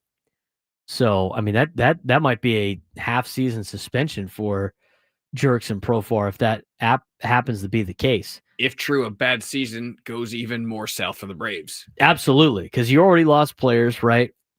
You're going to get some of these guys back in Acuna. You're going to get Strider back and Murphy back, but I mean, you're already playing with a depleted roster, at least to your standards, and Jurickson Profar might be leaving to a suspension of an 80-game suspension would be catastrophic news for the Atlanta Braves. I mean, that's even more good news for the Padres. And it sucks because, Jurickson Profar was great here and everything like that, but now it comes into question with the PEDs, whether or not, that was a big reason why he had the good year, got his contract now. And obviously that's a rough pill to swallow if you're a Braves fan, to have that potential news, but we'll continue to be on the wire and continue to be on the news right now in terms of Jurickson Profar, but that's a tough pill to swallow for a lot of Braves fans after a tough weekend where they go 0-4 against the Padres, get mopped by the Padres. So I'll continue to look and scroll through, but Jurickson Profar potentially being suspended for PEDs. Again, haven't seen it from a lot of different outlets yet. I'm sure it will continue. We'll find out sooner rather than later. Obviously, if he appeals, he could play probably in the game tonight and even tomorrow as they go through an appeal process, but we'll see if that's legit or not. But Jurickson Profar potentially being suspended for PEDs, that's tough news for the Atlanta Braves. And again, good news for the Padres. They didn't bring him back. Can I bring up some old quotes from a friend of D. Gordon's, former MLB player? Yes. I am not assigning this logic or rationale to Jurickson Profar. This is separate. But you mentioned how Jurickson Profar got paid, right? So a couple years ago, D. Gordon got suspended for taking steroids after he got a big payday. And this is from USA Today. Bob Nightingale spoke with one of D. Gordon's friends. These are quotes on the record from his friend. It said, quote, "Why wouldn't he do it? Think about it. Why wouldn't D take the chance? Why wouldn't anyone? So he got caught. So what? It was better than spending his career in the minors.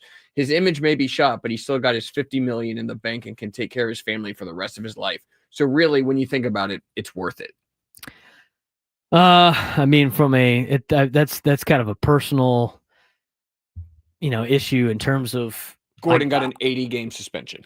Yeah, I mean, you take the 80-game suspension, you got your contract. They can't not pay you that after the fact, right? Like during suspension, you don't get paid, but then they still owe you the contract after the suspension's over. So you take a little bit of a hit for the suspension. I mean, if you're, fair to if you think that that's cool for you, I mean, I guess I still think it's kind of dirty to go that way. And again, I'm not assigning that to Jurickson Profar. Right. It's just interesting. It's interesting that he finally gets his contract, right? And it looks bad. It just looks bad. So we'll see. I haven't seen anything else though yet, but that's more of an integrity thing than anything else. I mean, how bad do you want the money? I guess.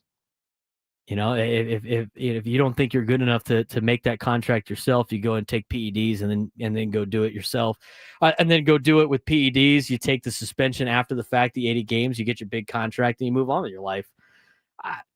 Some people do care about the tarnished image and what the character is of that particular individual. But you do bring up a good point. It's very interesting that this happens to be the case after he gets a big contract.